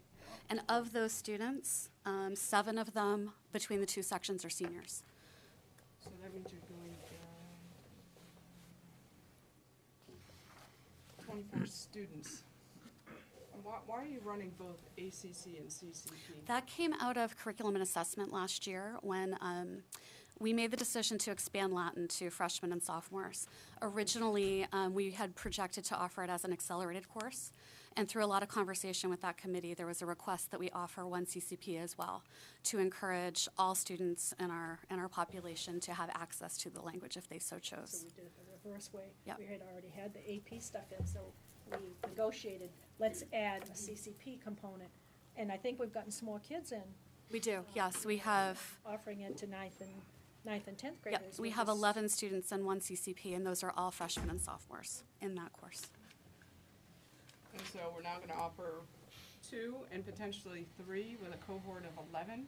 The following year, and with With the a hopes of cohort growing the 11. program. But you couldn't grow the program on year 2 and 3 because they wouldn't have had year 1, correct? So we couldn't grow the program because students were only allowed to sign up if they were juniors or seniors. No, but the number of students in Latin 2 next year could not exceed 20 in the ACC and 11 in the CCP unless somebody transferred in. for Correct, instance. correct. And typically, don't you see attrition in the languages through the years? We do, over time. It depends. Typically, when students reach their sophomore year and they're looking to their junior year and they're able to enroll in perhaps CTE or other programs, we do see some students who decide to abandon world language study. But, we can't forecast that. So we wanted to open this up to freshmen and sophomores to allow students to have the option to obtain a scholastic diploma. So if we do not provide them that opportunity of taking through level 3, they can't achieve that. So we've now committed to our students. This is why we're bringing Latin 2 and 3. It's really a commitment to the student population that if you want to take this for world language credit, for the scholastic diploma, which requires 3 levels and of the same language, that we will provide that for them with the hopes of growing the enrollment as the program continues in the future. I guess my other concern is, and I look at French as opposed to Spanish, because Sure. Spanish tends to be more well-enrolled than French. Yes. Is that this is also pulling from essentially French, so now we're kind of have 2 languages at lower enrollment versus 1 at higher enrollment. And Right. I'm a proponent of languages. Sure. Believe me, I had to learn 2 languages for my doctorate. other Sure, than as English. did I when I was So, I'm not, but I just, I look at enrollments, and it's a concern to me that Sure. you're now have a lesser student population, and as I've said in curriculum, I'm also unclear, and I think we're already at the point that it needs to be addressed, is how the incorporation of Spanish is gonna now flow up through the middle and high school, because you're almost at that point, that discussion needs to take place. Right. And how that's gonna impact our world languages overall. We're about 3 years out, and just to the middle alleviate your mind a little bit, we have been working directly with Beth Metzler and the FLES teachers. We have K-12 curriculum committees in place right now. When we rewrote our curriculum 2 years ago, we did so with a goal to align fully with the FLES curriculum. So we've already articulated how that will look. We are a few years out, but we've written our curriculum to align to proficiency targets. I'm not worried about the Spanish Sure. end of it. I'm worried Sure. about what it's gonna, the impact on the other languages in the enrollment. middle and the Right. high school. And so we're not that far out, especially in terms of teacher preparation, and then Right. bringing Latin in to the whole picture. I Sure. think there needs to be a holistic look at what's, and my feeling is sooner than later. I do appreciate the work you've done. Sure. As I said, I'm all for Yep. languages. I think to put it in context as well, one thing that I didn't mention is that we opened this up to students at the same time that we made the decision to scale back German because German enrollment had been declining. So we've traditionally, certainly since my time, and I believe the German program had been in place for over 20 plus years, we have always had 3 languages offered for students. So when we decided to scale back German, we felt it was important to add a 3rd option for students. And this provides a different type of language. It's not a modern language. It's a classical language, different type of learning, different structural approach to it. So it gives students a different option. And so if somebody's taking an independent study, how does that work in terms of teaching load? He is, I have to think because we're at a semester break, so he's picking up new classes this semester. It is his 5th. He originally had 3 students in that class, and we made a commitment to run that for those juniors. So he's essentially, I don't know the correct terminology, but doing an overload with no pay? No, it's his 5th class. And It's that's, his the 5th. teaching load is typically 5. Correct. So, Yes. so he's getting, his 5th class only has 1 student in it. It currently does. That's not the way it was So when it that's was not first really an signed up. independent study. I mean, well, in my mind, an independent study, we get compensated less where I Okay. work than we would not get paid Sure. for a course. But I understand it's different, Yeah, you know. yeah. But so we have somebody getting compensated for a full course with 1 student. Okay. Dan? I'd like the motion to accept this for first read. I'll second. Sure. If I could, Mr. Boyle, these are all some good questions. This all should come back to the curriculum committee where we should discuss those things. Kim's questions and concerns, where we can have that full time to just have all these educators in the room and just kind of banging out. We had banged out Latin when I first came, and so with some of the questions Kim's asking, we asked way at the beginning, and if we circle back around, that's fine. Sure. But we at least get these 2, if there are kids that want to take it, and we can justify having a teacher there for that period. So, Can I, if I could, going back to the beginning, we approved the curriculum, remember, and we let kids select Latin, and we couldn't find a part-time teacher to do it. So we had to disappoint, and I remember there was 2 full sections of Yes. 25, we had 50 students. So that impacted the next year because we didn't have the teacher yet, and we were gonna try to offer it again, and we were prepared to even offer an online kind of version if we didn't find a teacher. And then we were lucky to find this part-time person, and we've grown that position a little bit through other positions that weren't filled, and we added, and so he's, we're at a point where the program, I think, with the transition in the German program, I think will be sustained at the high school, but during curriculum and assessment, I think you can drill down a little bit more, but that's really how that happened, because we were really excited initially, I had like 50 students, and then it hurt us the next year, because kids didn't pick it because they didn't think we were gonna run it, and they didn't wanna take an online version of it, so, that was a little challenges, but opportunities at the beginning to get this Latin program in place, and we're pretty proud. We really hope that, over time, that students will be able to, will have the opportunity at least to perhaps graduate from Timberlane with maybe Spanish and French, and perhaps even 2 years of Latin, which makes us a pretty special New Hampshire school district. There aren't many school districts that can say that those opportunities will be provided to kids. So we're excited about it. I hope you can get those questions answered and drill down, but thank you. Okay, thank you much. All those in favor, except in first read? Unanimous. Thanks. Thanks, Andy.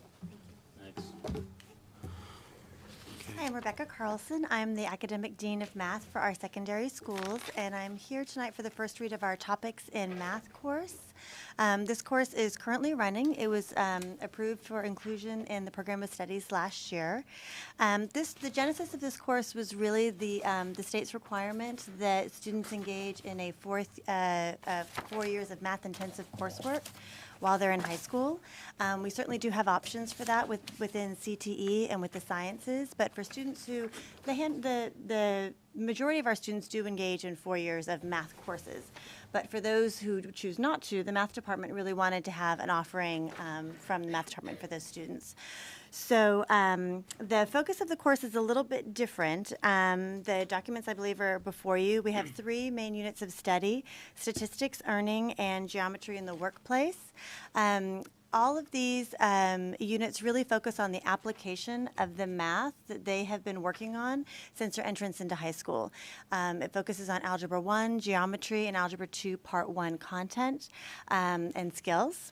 and is really focused, rather than on the other courses with which the students engaged, focused on a unit around a math theme, and these are more units around using the math. So students can see how it will apply to their daily lives upon graduation. The resources for this are primarily, we don't have a textbook for this. We have, for example, the U.S. Literacy, Financial Literacy and Education Commission documents. Ontario's Ministry of Education has some wonderful work that we've used. The Math for the Trades is a post-secondary resource book that our teachers are using. And right now, we're actually running we offered one class. It has with 20 spots, and we have 20 students taking it in the regular education. It's also running as a TEP course and in our evening division. So clearly there was a need for this. It's being used in pretty much every way that we could. So I went through that really quickly, but I'm happy to answer any questions that you might have about the class or the curriculum. I assume this is a CCP course? It is, yes it is. So what's the name of the class again? It's Topics of Mathematics. Topics. Yes, topics, that's what we refer to it. Peter? I make a motion we accept for first read. Second. Looks like no other questions. All those in favor? Unanimous. Thank you. Thank you. course. It's run out of special education, small group instruction. Thank you. Okay, let's just take one more before we go at the budget committee thing here. NASDAQ reports. So is Beth Rincon here? Beth is here. This is Mr. Beal. You were- So, Right. discuss this. Do you need Ms. Rincon? I guess, if you wouldn't mind, because I think something's going to come up. This is we hear area, and I believe this is the right person. This is Mr. Belo's motion to rescind. May I? So go for it. So I'm going to start off simple and just, my goal is to rescind, and if we have questions, we want to ask Ms. Rincon to do something, then that's a follow-on, okay? Sure. I'm not against that. So anyhow, I'd like to make a motion to rescind the decision made at the January 11th, 2018 school board meeting that was to ask NASDAQ to provide special education trend report. Second.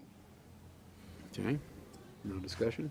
And my goal is if we are interested in special education, we should ask our expert. And so, Just ask for clarification, so your motion was for just the special ed trend report, or was it, there were two items that were requested in that One was motion? the October 1 NASDAQ figures. Right, so there were two things. I have that no were issues about requested. that with those Well, can myself. I speak to that? They're two separate things. So I think what you want is an enrollment report at the same time as the one you got last year, so you're comparing the numbers at the same time, instead of retroactively trying to go back to October 1st of this year when you had one from June of last year. Right. It won't, it's the same report. Less accurate. It's less accurate. You'd want one most accurate at the right time, so you're at the same time each year? Correct, and by policy, we are supposed to have enrollment figures presented to us by the end of January, because they're used in staffing projections, and it's supposed to be during budget season, so. But we already have those, because when I was sorting through during the snowstorms, I actually did find the October 1 numbers, so. Yeah, we gave those to you. Yeah, I know. Okay, so we could just rescind the whole thing. So it's up to you, that's your motion. Fine. You okay with that? Rescind the whole thing, that whole decision. So, And can I just, and in fairness, Ms. Rincon, sorry, Peter, we did discuss this briefly about the reports, because I didn't want to be able to, I didn't want to say that she could do something she couldn't do, and I'm glad you're here, because, what you're looking for, there's our expert. So, she can do it. I know, and I sent you what NASDAQ requires on this report, because I did not want it to be onerous for you, so I did look at what's required. There are 9 questions on here, one of them is a budget question. Several of them it would be clear that you had the information, because I also have the New Hampshire SPED district reports. that go back over the course of 7 years. So, like, for instance, this first question is the total number of students with an IEP as of October 1. Even if you didn't have that at the ready from this report, all you'd have to do is back calculate the percentage. So I'm hoping this is not, there are only 9 questions here, and are there questions on here that are difficult for us to? I'm sorry, I don't know what document you're referencing when you say here and this. Sorry, I haven't seen any of that. Let me, I can ask a question. The state performance plan? No, no. The SPP? No. It's the questions are- NESDEC's version. The of- total number of students with an IEP. Okay. That's question 1. Please let me know. And the total district expenditures in gen ed versus special ed versus total district. So it's just the percent. Yep. That's question 2. Yep. The number of special ed teachers, assistants, and paraprofessionals who work with students on IEPs. Yep. Number of outside placements, excluding collaborative placements. Expenditures for all outside placements in the district. Yes. Number of students in collaborative consortium placements. Total district expenditures for collaborative consortium placements. I'm not exactly sure how they define a collaborative consortium. We have private placements, some in New Hampshire, some in Massachusetts. Some in Massachusetts are called collaboratives, special ed collaboratives. I don't know I have to see what the definition of a collaborative is in it. And again, this is not a comparative report, this is a trend report. And to hear people's concerns about special education, it's clearly trending upward, but I have nothing that shows me that. I mean, it could be just as easy for you to, basically all they're doing is taking this data and converting it into graphs on Excel. So if we want to answer this ourselves and convert it to graphs on Excel, that's fine, but I think it's actually easier to just do this and then send it to them, and then they've already got the template for the graphs. That's all. I do not mean any disrespect to you or your department. Timberline is known for special education. I'm just trying to grasp this as from the school board perspective and look at trends. As I say every meeting, I'm a data person. Right. I like numbers, and I need to wrap my head a little bit more about this, and I'd be happy to have this data in conjunction with a presentation by you, and I am going through, I'm trying to do my homework here on the SPED district report, so I do have some information, but these are discrete points, and I would like to see a trend pattern over several years. And if this is not too difficult, my understanding was these were difficult to come up with, so I did go and look at what the NESDEC questions are, and I'd be happy to give them to you. I'm sorry.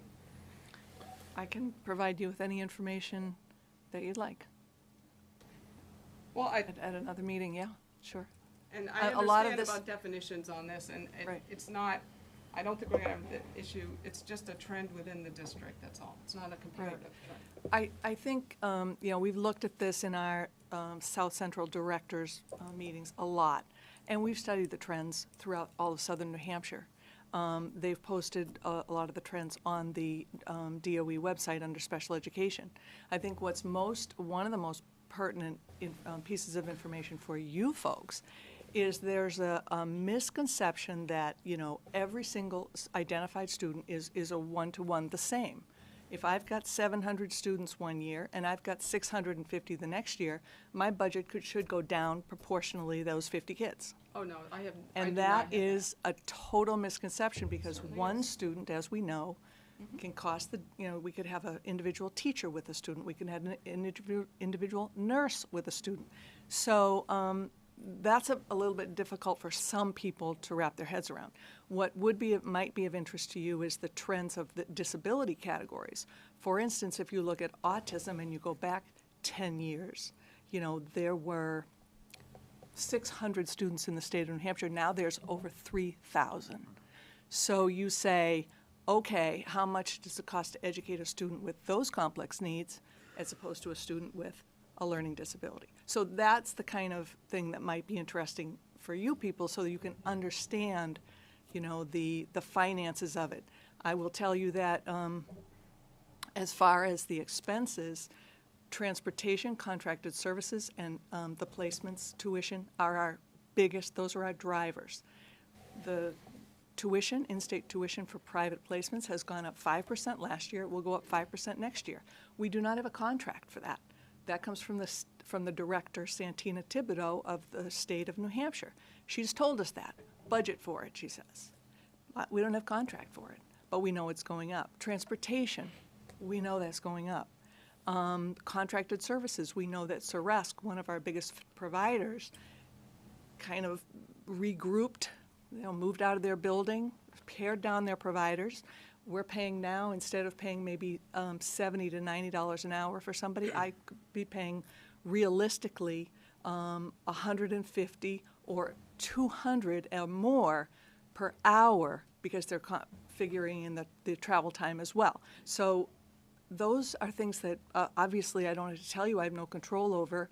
There's no contracts that tell you, well, I do have contracts with people, but if you were to compare those, you'd see the price is just, increases are astronomical in some cases. So I understand your position completely, especially around the budgets and default budgets and saying we have to hold the line. I can say candidly that if you hold a line on a special ed budget or a line, you have not limited the special ed budget. I must provide those services, so that money will come from somewhere in the budget. Whether all the equipments are frozen or all other accounts are frozen, that's what will happen, because my hands are tied. So I just want you to understand that piece too.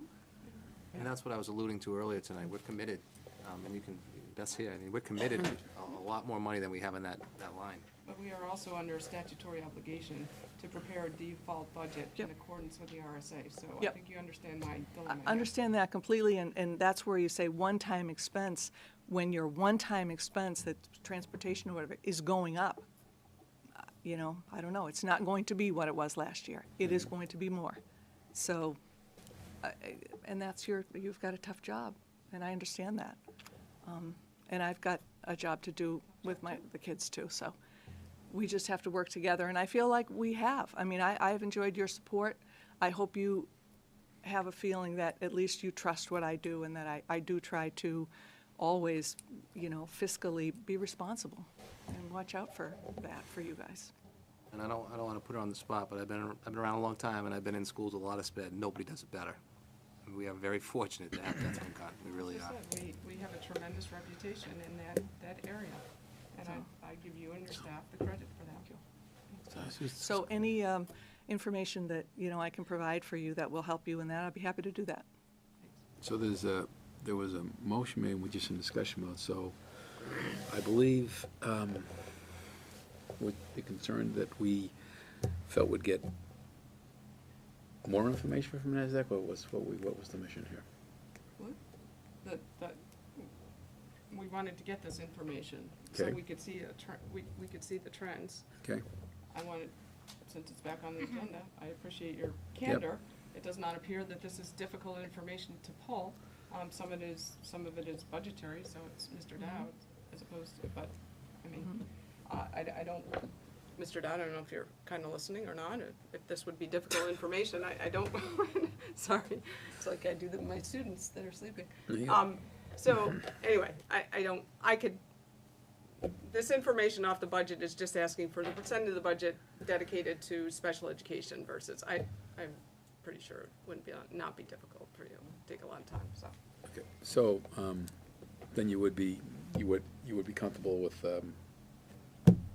Beth Rincon's. No, I want to see the trend, which is. Okay. His question was, are you comfortable with Ms. Rincon getting that information for you? To provide to NASDAQ, yeah. Yeah, to provide what you're looking at. No, Directly. to provide it to NASDAQ. To not have I a don't- third.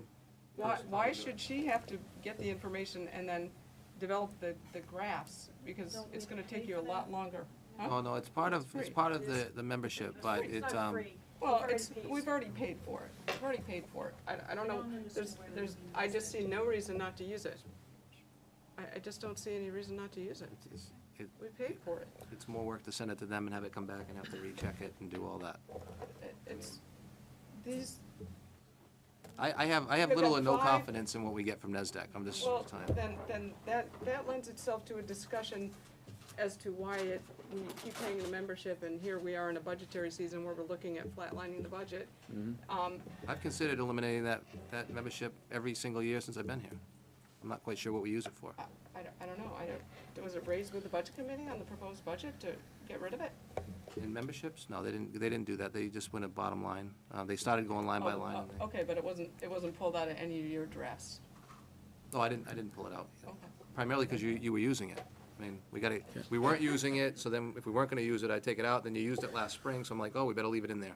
And we hold that bill every year, like, if we're not gonna use it, I hold that bill and pay it late, because I didn't think we were gonna use it, and I'm like, we're not paying it, tell them we're not, oh, now the school board wants to use it again. Okay, well, go to NESDEC and tell them and then we pay whatever we pay, so. Okay, so I guess my question is, when this, to prepare the information for NESDEC, who does that?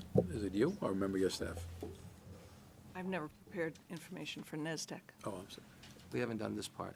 A lot of I got times, the enrollment stuff, that's a lot of additional work for Kathy Belcher to do.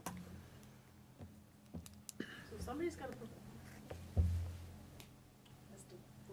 Yes, I'm sorry. I'm just trying to clarify this. Sorry I wasn't here last week because I probably understand it better. Those figures that we would send to NESDEC for them to put into a report with graphs and trends, Kathy has to prepare? No, Beth, that's for the enrollment. Beth's department would have to do that. Beth's department would have to do that. No, all that has to be done is your department, no, seriously. If you wanna do it internally and build these graphs, and I don't know why you would wanna do that, cause I'm sure NESDEC has the Why do we template. need the graphs again? Just tell me why we need all this stuff. Why do we need? Why? Why? Don't get excited, just tell me calmly so I understand. There's no budgetary issues with SPED. I see no trends with SPED. You know, it would be nice to know where we are with SPED, where we were, where we're going, and have a comprehensive look, the same way that we look at the budget over the course of 3 to 5 years, so that you have some understanding of it. Why can't Beth do that? Why do we have to have NESDEC do that? We've paid for NESDEC to do it. Why not have NESDEC do it? We didn't pay for them to do that. It's just an add-on thing that they do. It's not, we didn't pay them specifically for that. We paid the membership. That's right, it's a It's paid service. for. Yep. It's a service that we've paid for. They do Why searches not too. utilize They do it? searches too. We don't use them for that. That's, Well, no, they do lots of things. yes, they do lots of things, so. Okay. Was this an agenda item? I asked for it. To rescind it. No, tonight it is, but last week. No, it was wasn't. randomly. It came up. No, it it came wasn't up. random, it came up as last part of It the came up budget during the budget discussions. discussion, but it wasn't agenda specific. came item. No, That's not. why Beth wasn't here. Gotcha. That's Came right. up Okay, during the I'm good, budget I'm good. discussions because we took a look, which I'm not sure if you've done this before, at where we were after 6 months on our current operating budget, and we're up against it on special education, and maybe we would have known that had we seen the trend charts and maybe done sort of analysis to take a look at that. I don't know, maybe not, but I think it bears taking a look at. We have a motion on the floor. Peter, Thanks. So, I don't see anything here that amongst Ms. Rincon, Jeff Dowd, because there's some financial stuff, he or somebody in his department will have to be involved doubtlessly, and our data person, Christie, can't throw together. I mean, if you get the numbers together, quite frankly, to put, and I'm not trying to put you on the spot, I don't know what kind of charts, stuff you do, but to take an Excel spreadsheet and make a trend line out of it is pretty darn easy. We teach that in middle school, okay? So somebody, I'm sure, can put together trend charts for us on those things. And I'm perfectly happy to see it. I'd love to see them. Okay? I just don't see the point in going out of house for all that. Okay? I'm happy with getting the stuff done. It's not bad stuff to have. I'd even be interested in going so far as to see how it compares town by town on expenses. But, I just don't see the point in NESDEC. It just they don't bring anything to the table. so we don't pay for this, because it's already paid for. It's already paid for Okay. as part of the membership. And you trust those numbers and trends and charts more than you would trust our. No, there's nothing about trust here, Sue. the numbers get provided, they have the templates for the graph, and they graph it. There's no trust involved here. It's not that I don't trust you. Please do not infer that there's a lack of trust based on that previous comment. I don't. I think the question for me is exactly I can understand when you say trends. You know, the trend, I will tell you the trend is that our population is decreasing. We have fewer special ed kids the same way the overall population is decreasing. I can tell you that the costs go up. I've told you some of the why the costs go up. I can tell you that I can look at how consistently we've been for the past 4 years, 5 years since I've been doing the budget. It's been fairly consistent as far as we've targeted, what we budgeted for is right about where we came in every single year. We haven't been way over, we haven't been way under. I've looked at those already. I can tell you that over the past at least 5, 6, maybe more years, we've decreased our out-of-district placements from a one-time high a few years ago of like 34 down to like 17. So we pretty much halved those kids. We try very hard to keep that at that steady rate, be within 4 or 5 kids. I've come before you multiple times. I know maybe some of you are new on the board and haven't heard me, but, I've asked you for behaviorist positions. You've supported that. I've changed some special ed positions from case managers to social workers so I can keep these kids in the district. I've always been transparent about my desire to keep these kids in the district and not send them out. So that to me are trends. Those are the trends that's what I try to follow in my work, in my department. That's what we try to do. I would like to know exactly, are you looking at, are the costs going to go up? Yes, the costs are going up. Can we tell you how much? Not really, but they're going to go up steadily. Are you wondering if the special ed population is going to explode or go up? So I'm not exactly sure when you say trends what exactly you mean, and it would help me to help you answer that question if I knew, if that makes sense. Well, again, this is why I want this report done, because then I can see the trend. Then it's one thing to say it's going up, but if you then take the data and do an analysis of the data, you can calculate precisely and do a correlation coefficient. Anyway, sorry, I'm getting beyond. That's all right. I'm just not sure what you're going to calculate. Like, you're going to predict how many students might come into the district the next year from out of state, or that kind of stuff. There's a lot of unknowns in special education. What I have found is that with some of the growth in some of the towns, we've had influxes of students from Massachusetts, and a lot of them have had IEPs, and a lot of them have had more significant needs. I will tell you that. And so we can just pull some of those figures of the enrollments of the last 2 years of kids who have come in. It's hard to predict those things. You can't say it's a trend. Next year we're going to have X amount more. So it's a little bit difficult. I just want to be able to give you what you want to answer your question. That's all. If that makes sense. Sure does. Dan? With Timberlane being on the map for our SPED program, thank you, by the way, how often does, say, somebody moves in from Massachusetts and drops a $250,000 bomb on you? It happens. I can't tell you, exactly, but Right, it happens. it's not- Yes, it does happen. It does happen. It has happened. It has happened. Yes. Yes, it has happened. Yes, and that's why, is that a trend? You can't predict. I hope not. I don't know. The unpredictability of it is a trend. Then And that's what I don't know. I really don't. Right. It is unpredictable, and we are getting the students, and so. Yes. Vote.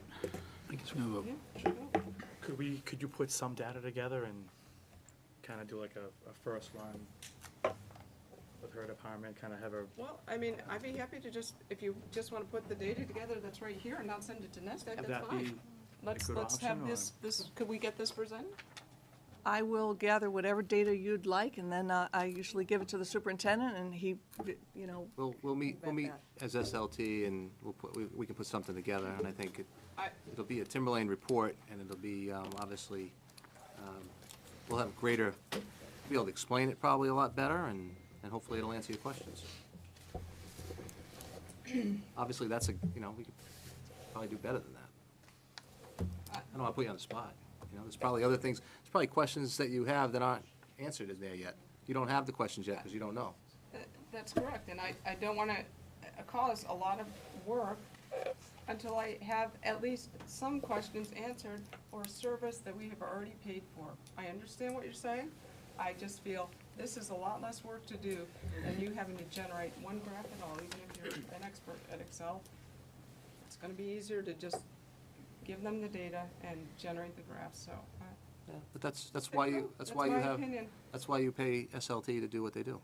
It's a team of people. That's why we had a membership in NASDAQ. No, you had NASDAQ. You want to know why you had a membership in NASDAQ? To do searches. That's why you have a membership in NASDAQ. That's why. Maybe next year we should pull it out of the budget. That's the truth. I mean. No, but that's the truth too. If that's why, and you're not using it, maybe it should get. I pulled do, out. and then randomly somebody wants me to get the enrollment numbers, so I'm like, all right, I gotta pay the bill, and now we gotta get them to get the enrollment numbers. We weren't using those enrollment numbers because they weren't accurate. Could we,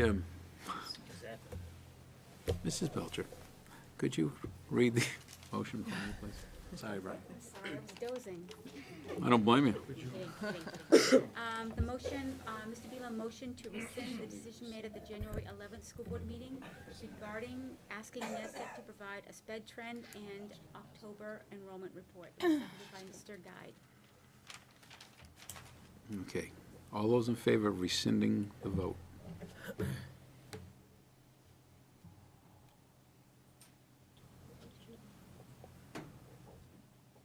We get 4 opposed? 4. So, tie, so it stays. So it's going to NESDEC. Yep. I'd like to make a Sorry. motion to rescind the request for the October 1 figures.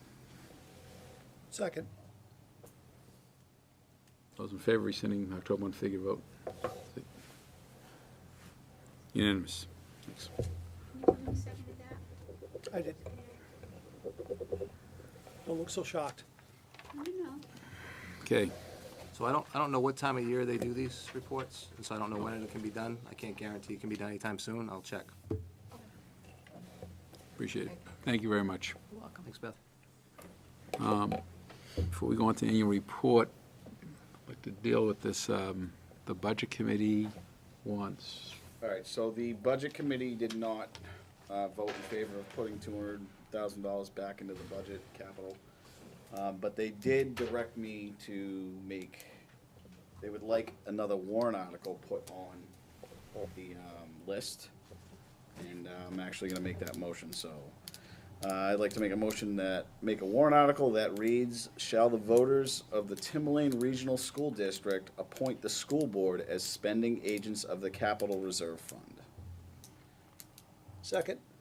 So what that is now is it'll allow us, the school board, to spend the $1.3 million that's in the Cap Reserve Fund on items that we deem is necessary.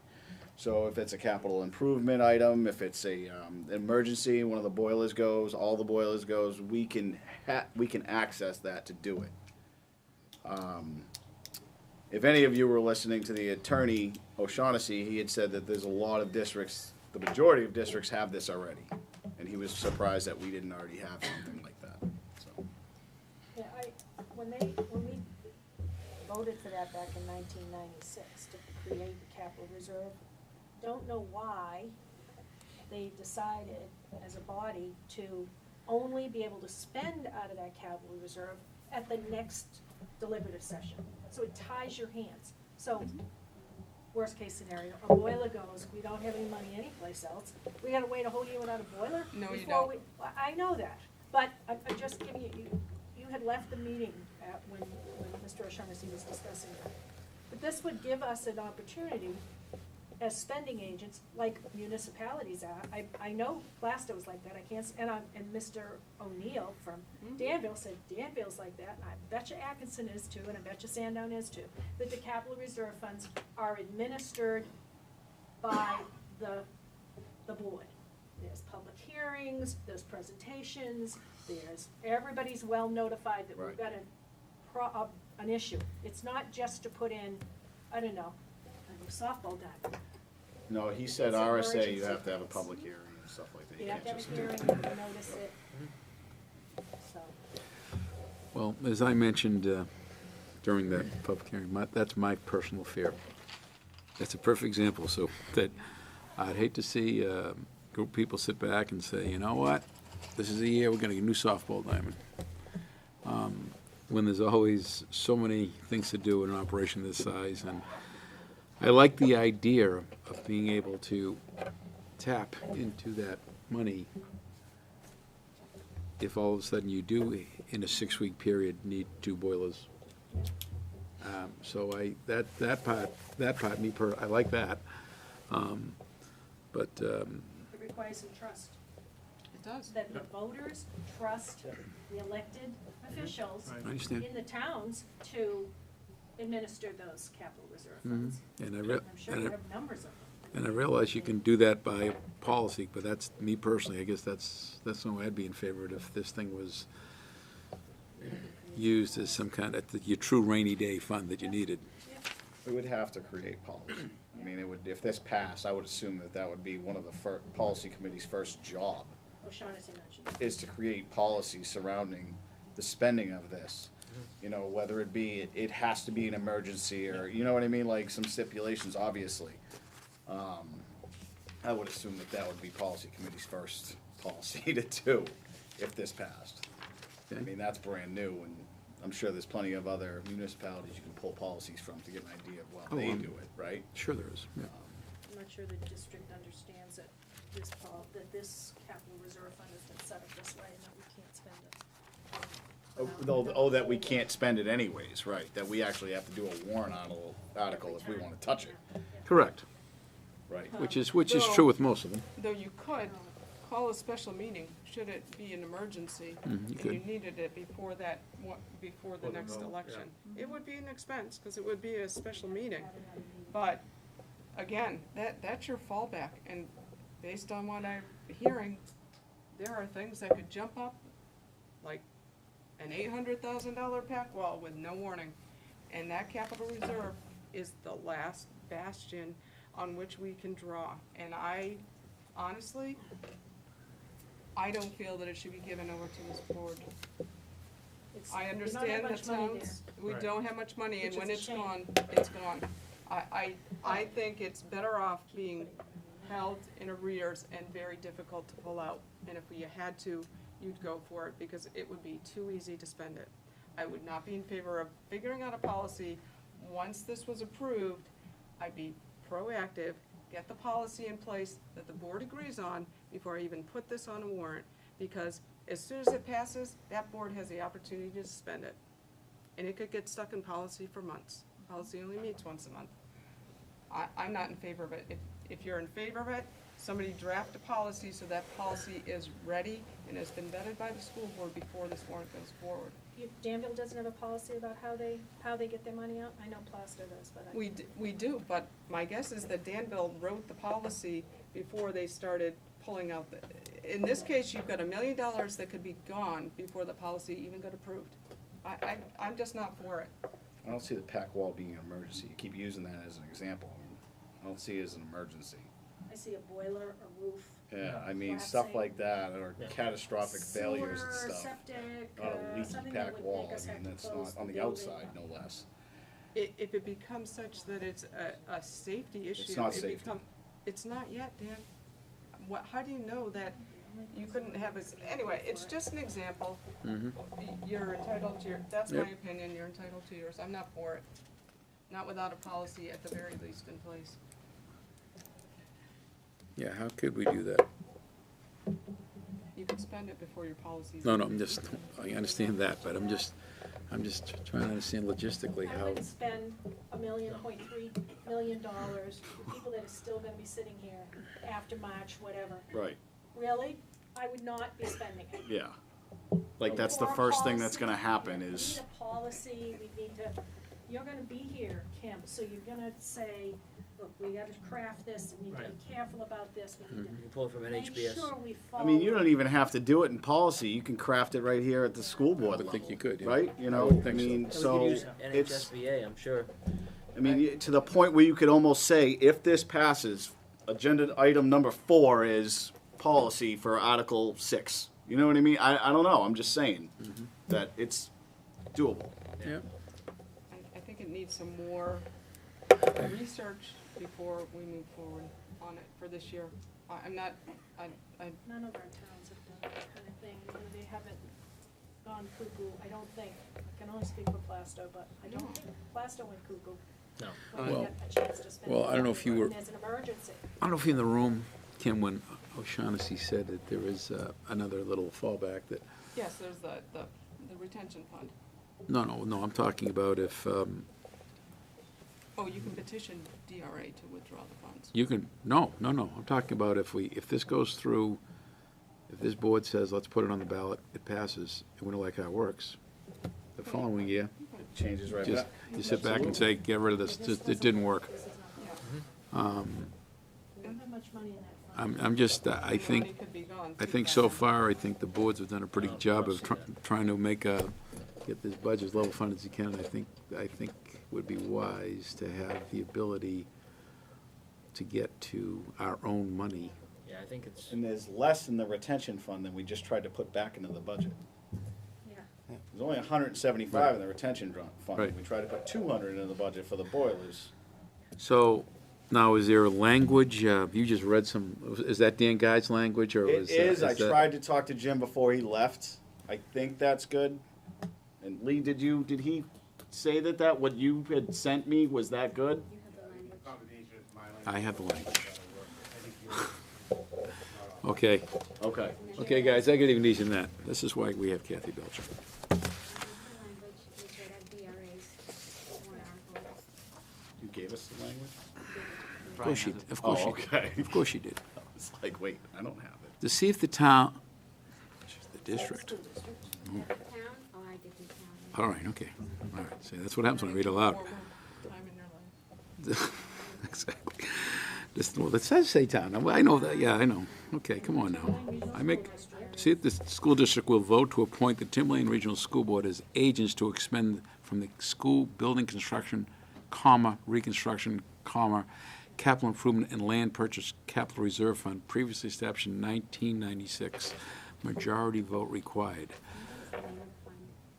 Which is the name Oh, of the that big fund. long That's thing. the, it's the Yes, same. that's right. it's the name of it. So should it start off with shall, though? The rest of them do. It's gonna be consistent with however we do it. Oh, It'd okay. Be the same language. If you are in favor of the concept, It's make sure that fine. the language is. It's fine. I'd rather we just got it done with and it was, the wording was all set and everything. Well, we're here now, so, here's that warrant here. It's not warrants, here we go. Shall the voters, everything else says, shall the district, shall So the would that voters. become 5? I would say make it 4. I would slip it in, you can move things Make it around. 4 and So it drop the goes other 2 together. down. And then acceptance of reports, and then, That should follow the capital reserve fund article. Yeah, I guess that Putting does make 250 sense. in, and by the way, yeah, that's where I would. So it would be Article 4. So I'm reading the rest of this warrant, wanna do all the money. and it talks about, puts the verb first there. And everything starts with shall. Shall the voters, shall, so I would assume that we should follow the lead here and just say, shall the voters,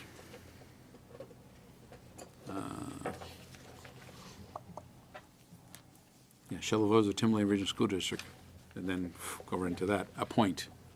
you want to add an intent statement? I'm just kidding. I do, Just kidding. however. We'll be at the Okay. hearing and able to talk So, about the all right, insufficient so we haven't, funds, our warrant. Well, you can put an intent statement, you just can't put it on the ballots. We had I'm that, we aware- had that discussion too. I'm well aware of that. Just joking. It was a joke. Okay, so, shall the voters of the Tim Lane Regional School District. It's all right. Okay, so this is where we're going with this, people. I know, what's this, late night TV, you get your own TV shows here? So there's a motion on the Got a floor. couple of Lenos here with us here. Dating myself again here. Shall the voters of Tim Lane Regional School District appoint the Tim Lane Regional School Board as agents to expend from the school building construction, reconstruction, capital improvement, and land purchase capital reserve fund previously established in 1996. Majority vote. Be quiet. Whatever he said can be my motion. You all right with that, Peter? Perfect. All right, good. But the language should be smoothed out. Kathy will take care of that. Yeah. We got the concept, Right. right? Yep. Just to throw another wrench in here, I think at the same time that maybe we should move the trust fund, the fund from Danville into another town. Sure. Plastow wanna take it? Sure. Okay, let's move it from Danville to Plastow. I was gonna say, I would like to talk to Plastow's trustee We'll get before more we do interest. I was something gonna like say, how much that. money's in there? Can we, a private entity take this, or? Yeah, no, some means we can't. No, hey, no, I think Why- I Danville would thought be happy Danville- to relinquish it. I thought Danville just moved it around and changed it. Let's get this done. Let's get this I wanna done. get this done, I'm Yeah, sorry. it's- I wanna talk I about don't think that. we have. No, that's, I mean, Okay. it makes sense to put it into this warrant. To this warrant? Sure. No, You're talking about separate changing things. this. Let's make this happen here right now, people. Yep. Okay, all those in favor? great. Opposed? Motion carries. Brian, can I just make one comment about the maintenance? Sure. Just quick. I think it's important for the public to realize, we have roughly, and Jeff, correct, about $100 million in real estate, right? Yeah, Give or sounds take. right. And we annually we budget less than 1% to take care of it. Right. None of us do that with our homes. None of us. So these are not surprises. This is what happens when you don't budget to take care of what you have. I just wanted people to be aware of the numbers. 100 million, and we're usually around 600,000 to take care of. It's a half a We got percent. it up to 1.3, but we're gonna defer all those projects. But I think they do a good job with what you provide them. I really do. I just don't want the public to start to think that things are falling apart. We have some issues that we're dealing with, but. Okay. Very good. The annual report. What is this,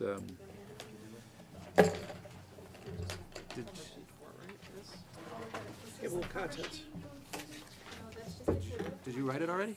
No, I forwarded it to you guys, or to Brian, the school board each year writes their own article for that. Okay. And then it's typically then the responsibility of the chair. I do believe I forwarded that to you already, I'm sure you did. a week ago or so. You did. You Sure probably was. You did. Could even be before that. When is this due? When is it due? Next week. I'll give you a blizzard bag. Here's the thing, is deliberative sessions in what, 2 weeks, 2.5 weeks? And I should be releasing the annual report very quickly after deliberative. That's the only thing I should be waiting for. I resolve the deliberative so that I can put down what the actual ballot questions will be on the ballot. Okay. So, if you could have something for the board, even next, I guess even the February 1st meeting, Okay. that way they can approve it, and that way I can make sure it gets in that for. How long does it have to be? Brian's got some Well, guidelines. I gave them last year's, what they put Oh, in, yeah, yeah, and yeah. so. Just look at the annual reports and you can figure out your own style. Everyone has their own style. A page and a half, 2 pages. Yeah, and all the annual reports, for a while back are all posted online. You can see what boards have done over the past, what the trend has been, and, yeah, whatever you just desire. Okay. And that's all it is the written report. There's everything else is, It gets pulled together. It's a few hundred pages? It all depends on what they want in it. Last year was an anomaly. Auditor's report. all right? Huge, yeah. Will the auditor's report be done?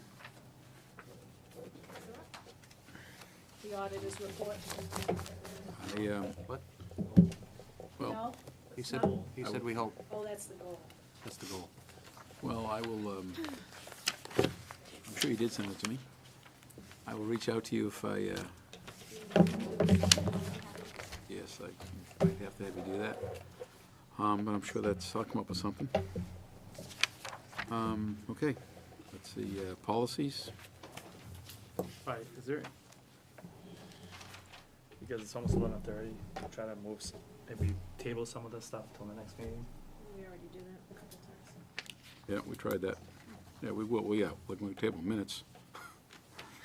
I can, and I'm counting on committee reports and stuff to be non-existent, and same thing with, Well, maybe I get just the have one s- retirement and I have one donation. Can we There you get go. the second reads done and then put the first reads for the next meeting? Because I can't remember.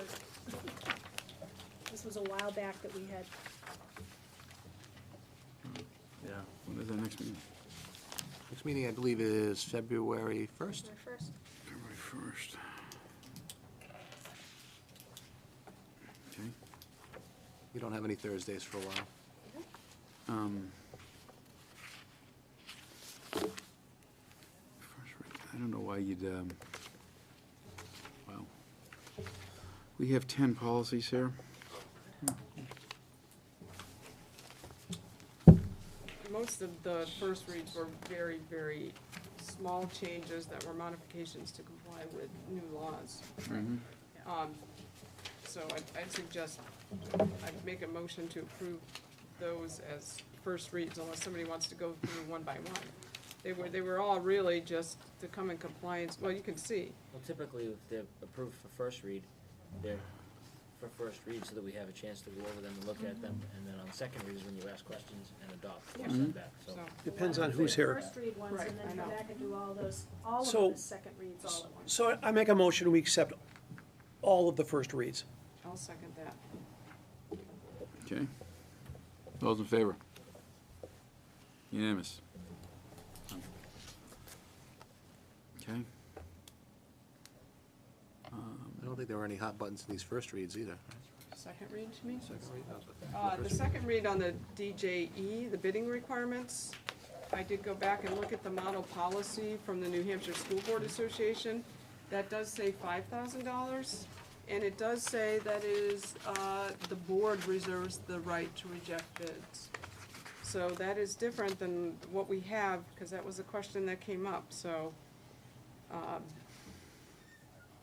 our threshold is 10,000.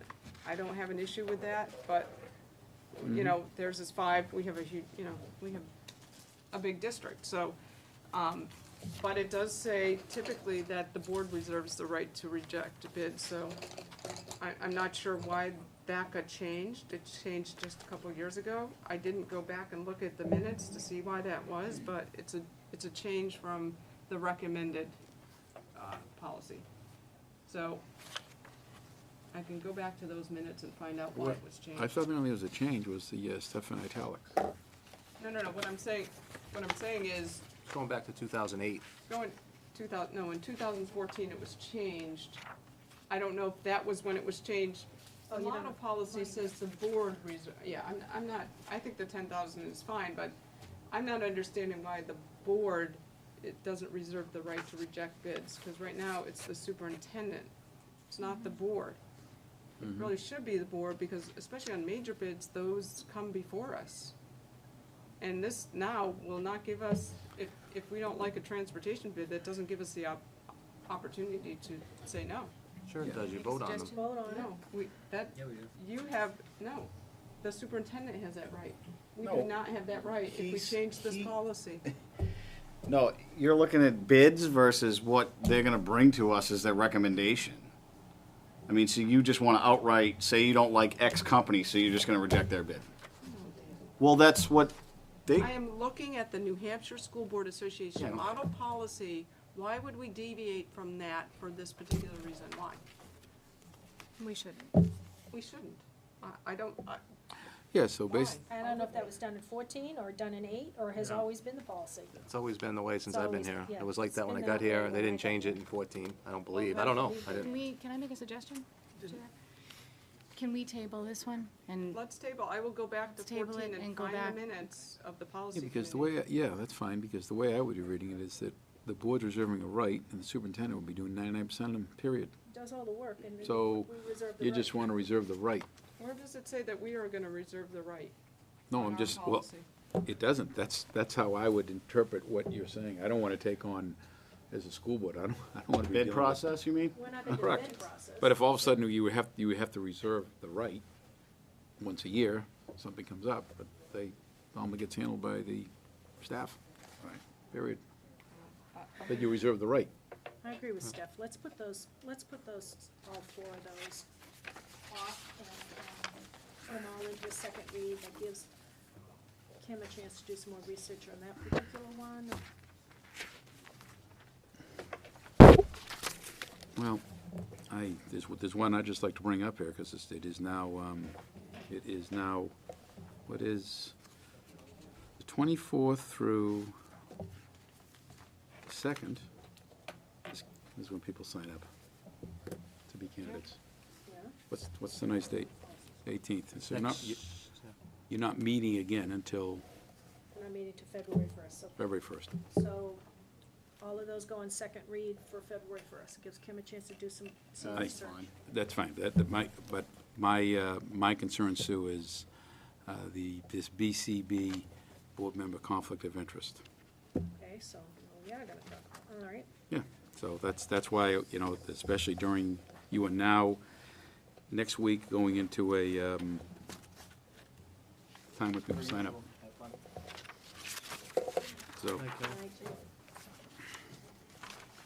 The question on this went back to looking at the model policy on this, because there was questions about the verbiage, not related to the change, actually. So I know you weren't here, Peter, you weren't here. It was related to the nepotism clause, which is the lower one.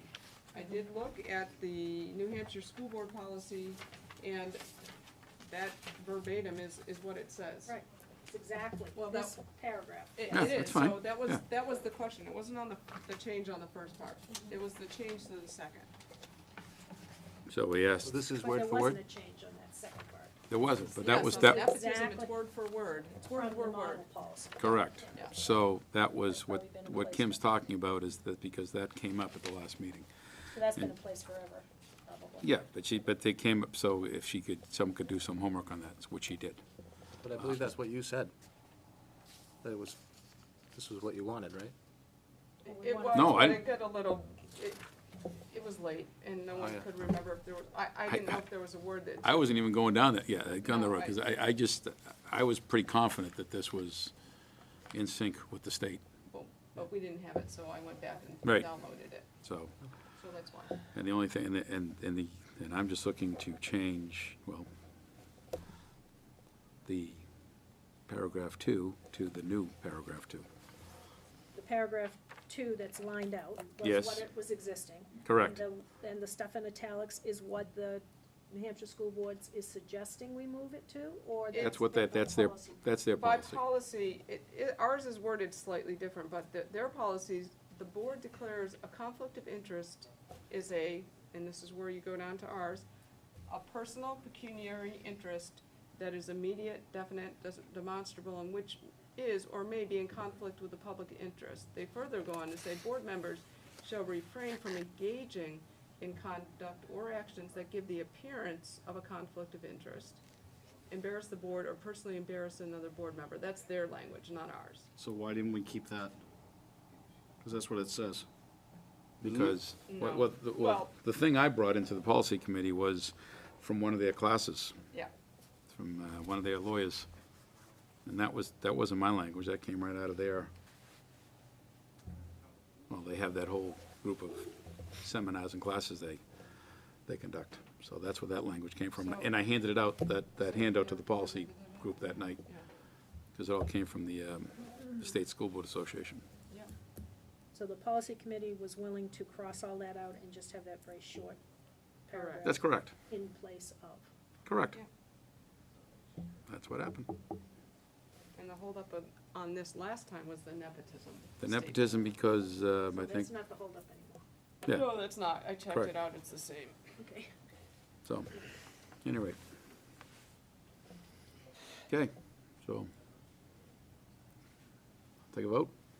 So you wanna do that one for second read? Need to I'll make make a a motion. motion to approve for second read. Okay, Which one? And that was This one? Just this conflict of interest one. yep, It's important because a candidate may or may not Mhm. sign up based on this. right, that's why I'm bringing it up. Give a second. I'll second it.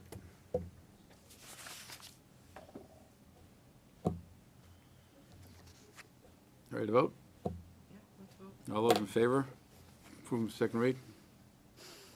4, opposed, so 5, opposed?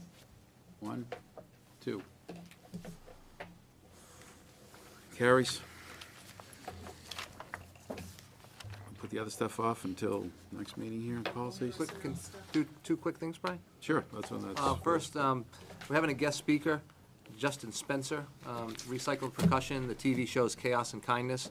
We have a PO 802080. Check is all set to pay on the day of the appearance. We've used $2,000 from our guest speaker line and $1,000 from student activities. SOROC, the Southern Rockingham Coalition for Healthy Youth, SOROC, would like to donate $1,000 to the speaker. I would need the school board to accept that $1,000 from SOROC for this. Motion to accept the $1,000. Second. All in favor, except, Great, thank you very much on behalf of, and thank you, SOROC. Is that, One was Greg, Yeah. and it was 7-0. we have one more retirement that has come in. Rosemary Gallagher, elementary teacher. She's been with the district for 36 years. And so I'd be looking for a motion to accept her retirement. motion, accept the motion. Second. I'll make the motion. Brian and Greg. Okay, all in favor, except retirement. Unanimous. Great, thank you very much. I don't have any other report Okay. this time. All right, I have something under, well, I want to talk briefly, I mean, very briefly, if I can. The superintendent has sent, by my request here, he sent me a stuff about, it was tripod, and I said, send it to the board. So, there is a, I just want to take a couple minutes here, talk about tripod. Believe it or not, that was the reason I invited Attorney O'Shaughnessy down here tonight to talk about tripod, but didn't really get to that point because I didn't really see it came to a legal issue, quite frankly. There is now, as a board, I think we have to have a little brief discussion here that I think it's quite apparent to me that the superintendent has the control, if you will, of academic Authorities of authority of academic service. Thank you. But where I'm a little, I wouldn't say puzzled. I'm a little disturbed, if you will, that the Commissioner of Education has now weighed in on our district on tripod.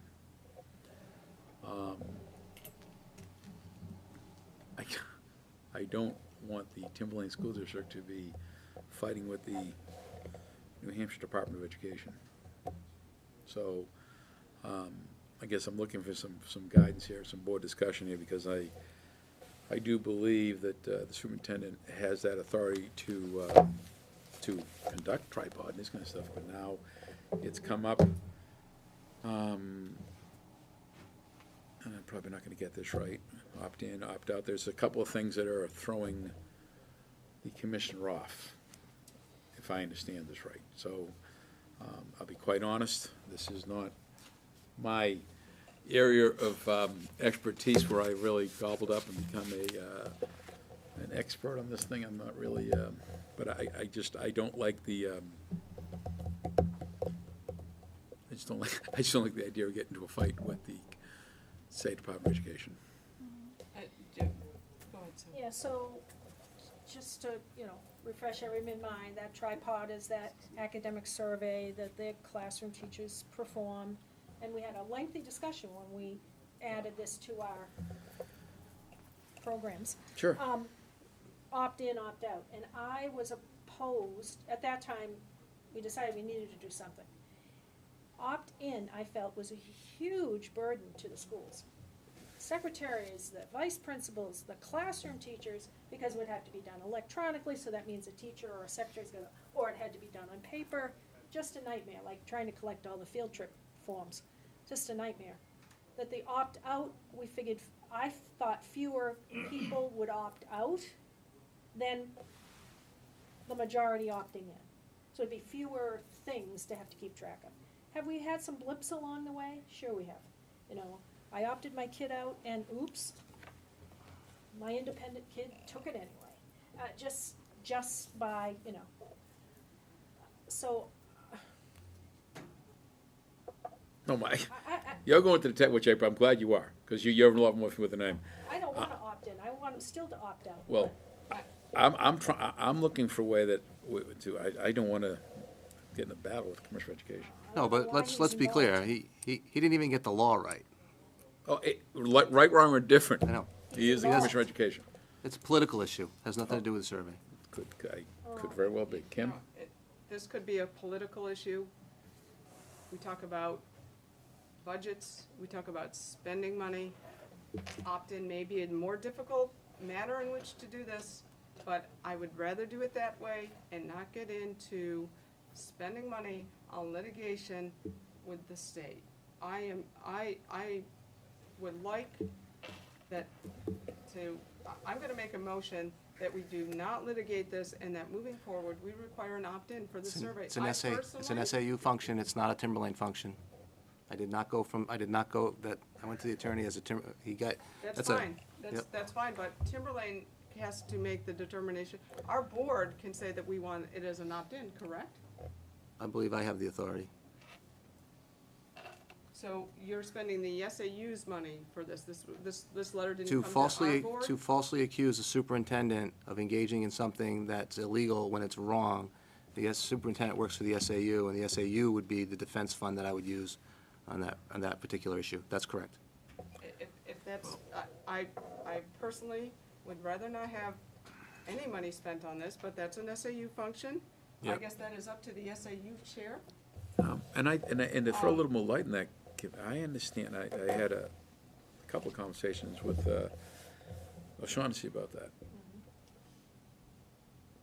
He's under the impression that there is a lawyer on staff who works for the commissioner, that he's working this. Well, the commissioner took this upon himself without using the attorney, and that's probably why he got the law wrong and quoted it incorrectly. But I would imagine he's probably using his attorney. They're going to work out some sort of solution. You know, you saw my emails back to the commissioner. We're trying to figure something out. We'll work something out. But to falsely accuse people and not to have the law right and to not even have the common decency to pick up the phone and call. The first communication to the commissioner, the superintendent of your school district, is a email to your entire board with me copied on it.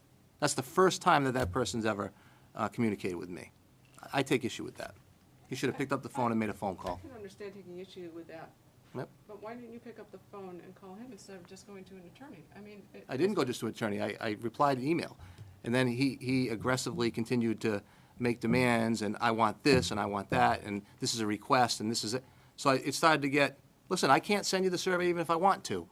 We're in contract. I'm not allowed to send the survey out. If Tripod wants to send the survey out to people, then they go ahead and do it. I can't do it. Even if I want to, I can't do it. I'm Right? not for spending Timberlane's money. The SAU is another board, and I got no control there. But I would like this tripod survey before it moves forward for next year to be brought before this board again for a discussion. I guess we'll see anyway how it's gonna transpire since the SAU is spending money on this. I was not aware that was an SAU. Any function of the superintendent, it falls under the SAU initially, and then it'd spill into individual districts. Okay. Beth? So, just have a couple of quick questions. Has the survey been completed in all grades? Survey's completed in all grades except 6 through 8, and I had asked Christie to, I know that we're trying to work something out with the Department of Education where they're comfortable with what we're doing. I know we've talked to Tripod about tailoring or changing the survey to, there'll be an additional expense to tailor it to make it specific to just Timberlane. in the years to come. That's one of the options we're exploring. We're looking at our acceptable use policy with the internet and including the tripod opt-in as part of that acceptable use policy. And so there are several other options that we're looking at to try to mitigate this. But to be falsely accused of something, that's when you engage legal, when you're falsely accused of breaking a law when they don't even have the law right. Know the feeling. I Steph? think that, I personally would feel much more comfortable having, as Kim had suggested, having this be an opt-in moving forward. I think it was very clear from what the commissioner had indicated that that's the direction he wants to go in. And I know that it may put, some onus on administrators to make sure that there's opt-in for, it may make it a little bit more difficult, but, quite frankly, the parents shouldn't have to jump through hoops to see the questions to determine whether or not they want to have their children involved in it. So, well, that's exactly what happened. That's what's happened. Did you hear where he just said he can't give it out? You want to know what the irony is? Give it out. The most Well- invasive survey on the face of the earth, the Youth Risk Behavior Survey, is one that they allow you to give, a non-academic survey without opting in. I'm aware The of that. hypocrisy is I'm aware. incredible, incredible. Well, again, I guess that's, my main concern is how do we deal with this without fighting the commissioner or the We're Department of not fighting the Education? commissioner. Diane and Commissioner's office is working it out with Jim. Okay, all right. And they'll advise what's the best way to do it. Okay, Apparently, it's not up to this board. okay, Well, we'll get a report back and we'll know what we have to do. okay. We've just got 6 through 8 to do. We'll hold, right? We're gonna hold doing the survey until Yeah, well, get we some were kind trying, it could be a paper copy without the background questions. We're working out, we're trying to come up with Okay. a solution, because we have most of it already administered. That's good, because again, I guess that, I don't want to, apparently, because with the different students, Sue has firsthand work with this, and the other members on the board do. I just don't want to get involved in a battle with the Commissioner of Department of Education, that's all. To Steph's point, if I could, I think Steph's right. Originally, I think that parents felt that they had to jump through the hoops to see those questions. And I think we kind of worked that out. I mean, we've done it, time's passed here, and I think we've made it somewhat easier for a parent who has a question to go to their local school, sit with the principal, and see the questions that their child, whatever level, because the questions are different based on the level the kid is at, and feel more comfortable with those, whether they'd say, I'm opting out, I don't want my kid answering those kinds of questions, or now that I've seen them all, I came as the chairman of curriculum, sat in, at that time, Deb Osfield, and insisted I was gonna see every single question at every single level. She let me, I had to stay there, and I saw them all. So, but it did take me a little time to get that way, but that was way at the beginning. Now, I'm hoping that it's easier for parents to see those questions that they have some uncomfortableness with. Peter? Just because we have a principal in the room, I'm curious how many parents have come to him to ask to see these questions. May I ask? Oh, please. Yeah. Like this year, let's again- say I have no idea. I mean, are we talking one person, 2 people, or 1,000? Well, you'd also have to ask the question of how many people opt out, because I didn't see the questions and I opted out. Yeah, that's and- fine. You have to check with every principal. Well, it was fine, except my daughter still took the survey. Right, because she decided to take it, No, or she just no, took it. because it was an error on the school's part, and they had her Okay. take it, and then, I don't know. Can I, Yeah, no. Go ahead. Okay, anyway. Mr. Woodworth? Very few people have had questions about it. There are a handful of people who have asked that their kid not be in it. Yeah, so Brian, to your point, talk about the vocal minority, we're talking a handful of people, and they've opted out. I do, I opt out. I know, so the handful of people that had a problem with it opted out, handful. Well, that's why I'm personally looking for any solution that we can avoid engaging with And the I said, commissioner. and I said that 15 minutes ago, we're working it out, Okay. right? I'm not for spending more money on a tripod survey that is tailored to Timberlane. So if it becomes, I know we're contracted to tripod, but We're contracted through 2020. yes, but we're Okay. not contracted to add more money to No, no. tripod. So if that's gonna happen, I would like the board to know that. Yeah, no, I told you, we'd update you at the time, I think I might have sent that, we'd update you at the appropriate time. You also need to know that we're currently engaged in instructional rounds, and our staff, we've been through, last week we went through 60, 70 classrooms, and we're using the tripod data to develop action plans for schools, and we're meeting as an SLT, and we're reporting back about how to improve teaching and learning. At the high school and the middle school, we were working on, consolidation, so it's consolidating the lessons at the end, like, almost like an exit ticket kind of thing. And at Atkinson, we've only been to 3 schools so far, we're working on challenge. They're trying to make their curriculum more rigorous. So we're able to go through and watch what students are doing, and the teachers are getting valuable feedback in their form of how to improve teaching and learning and to get better in those areas. It's a goal that you voted on, 14-0 as an SAU board, I'd like to remind you. All 9 of you voted to do the tripod surveys. I'd also want to remind you that it's in all of our schools' action plans, it's in our district action plan. It's very much the fabric of what we do. All of our professional development is planned around it. All of our plans, our TLCs, all our things, our PLCs rather, are planned around that data. So it's a big part of the climate and culture in Timberlane. Other districts are trying to start this, like Bedford, for instance. I had a conversation with their superintendent. I know they're excited about trying to work a way to get this into their district, and so we'll continue working. Like you said, I gave my word to Chairman Boyle. We'd work this through the commissioner's office and get to a place where we're more comfortable. So if it's part of our internet acceptable use policy, where parents sign and opt in to use the internet, opt in to use the surveys, then that'll be it. But I think we'll work that out over the next couple of weeks. And in the meantime, we got to figure out a way to get the middle school the data that they need. This has just created a little more of a challenge, a lot more labor intensive, a lot more time will be spent. But we'll do what we need to do, because the data is that important to us. And you're a data person, I know you understand that. I do, but, Okay. and I didn't have issue with some questions, but you know the questions I had the issues with, so. Well, listen, it's 11:45, and I need this board for 5 minutes in a non-public, got a little local family issue here, so I'm I'll hoping. make a motion to go into non-public under, I think it's reputation or legal. It would be C. C. Yep. 91A. Yep, and we won't be coming back, so, C. So Michael. Dean can shut things up? yes. I think we need a second. I do. I did need a second. If the roll call this thing before you go into non-public, yeah, Mrs. Belcher? It hasn't been. Sue, you second? Yeah. Yeah.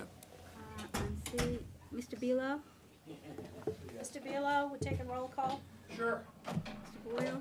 Yes. Mrs. Doobie? Yeah. Dr. Farah? Yep. Mr. Guide? Yep. Mrs. Sherman? Yes. Mrs. Spiro?